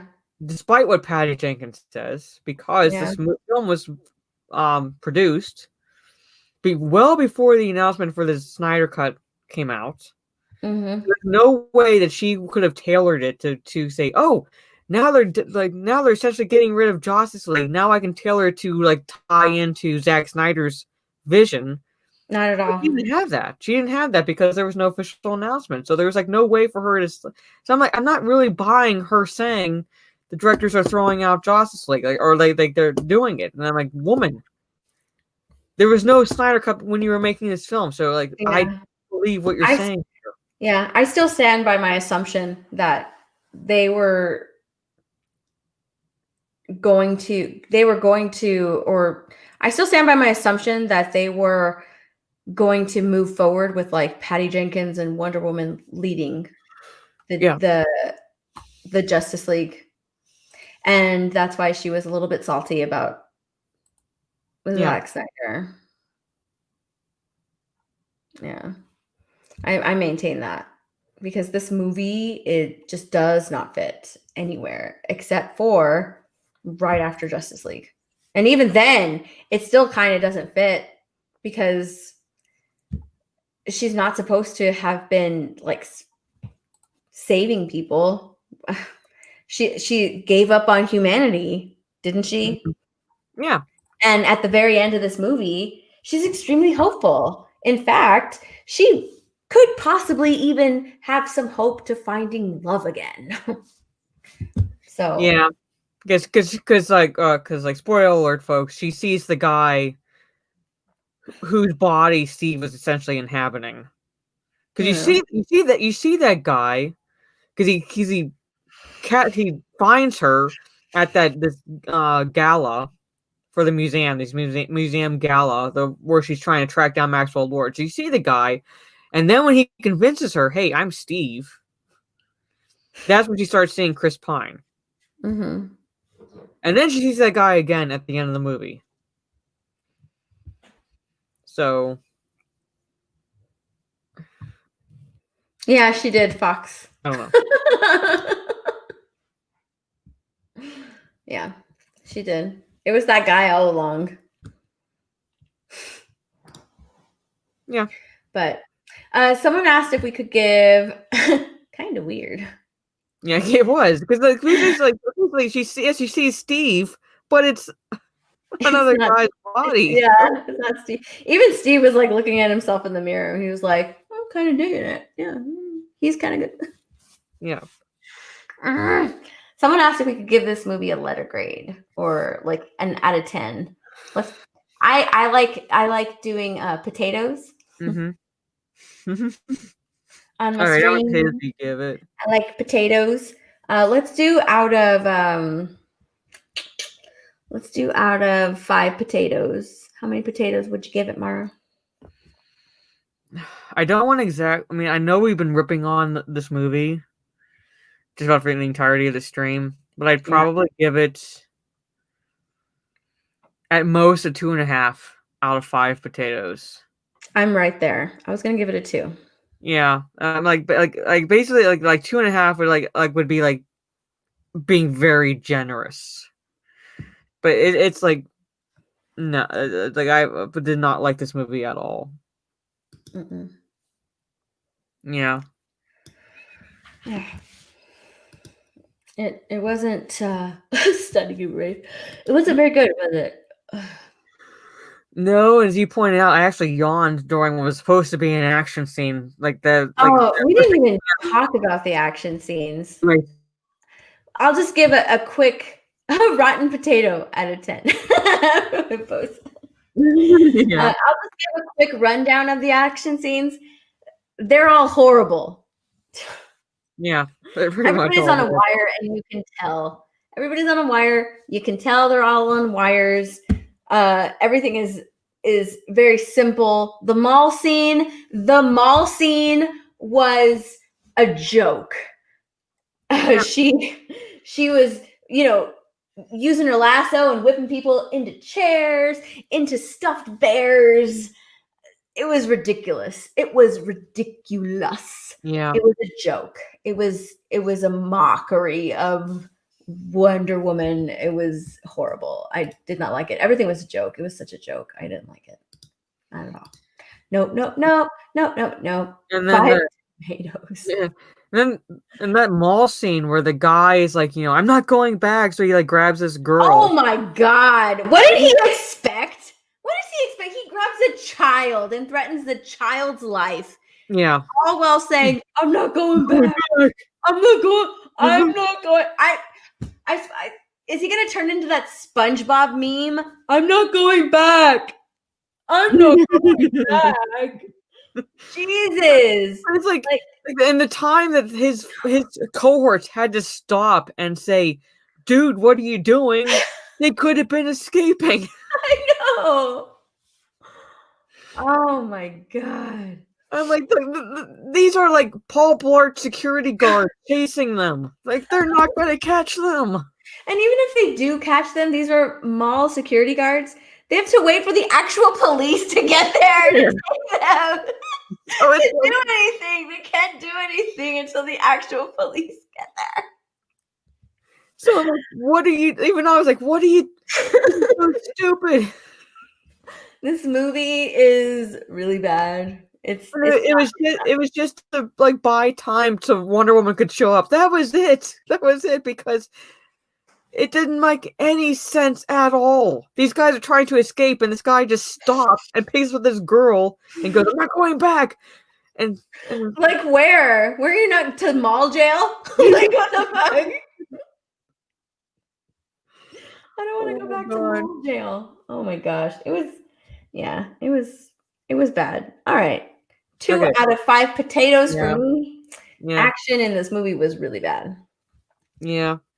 It was. It pretty much was. Mm-hmm. And don't even get me started on all those, like, I'm jumping high in the air and going really slow. Yeah. It's like, I was like, okay, I like how they slow it down. I'm like, okay, she's jumping really high. Is she going back down ever? Come on, let's go. Because like it started like really slows down at that point to emphasize, hey, look how high she's jumping. Mm-hmm. Look how high. Like during the action scene that I yawned at.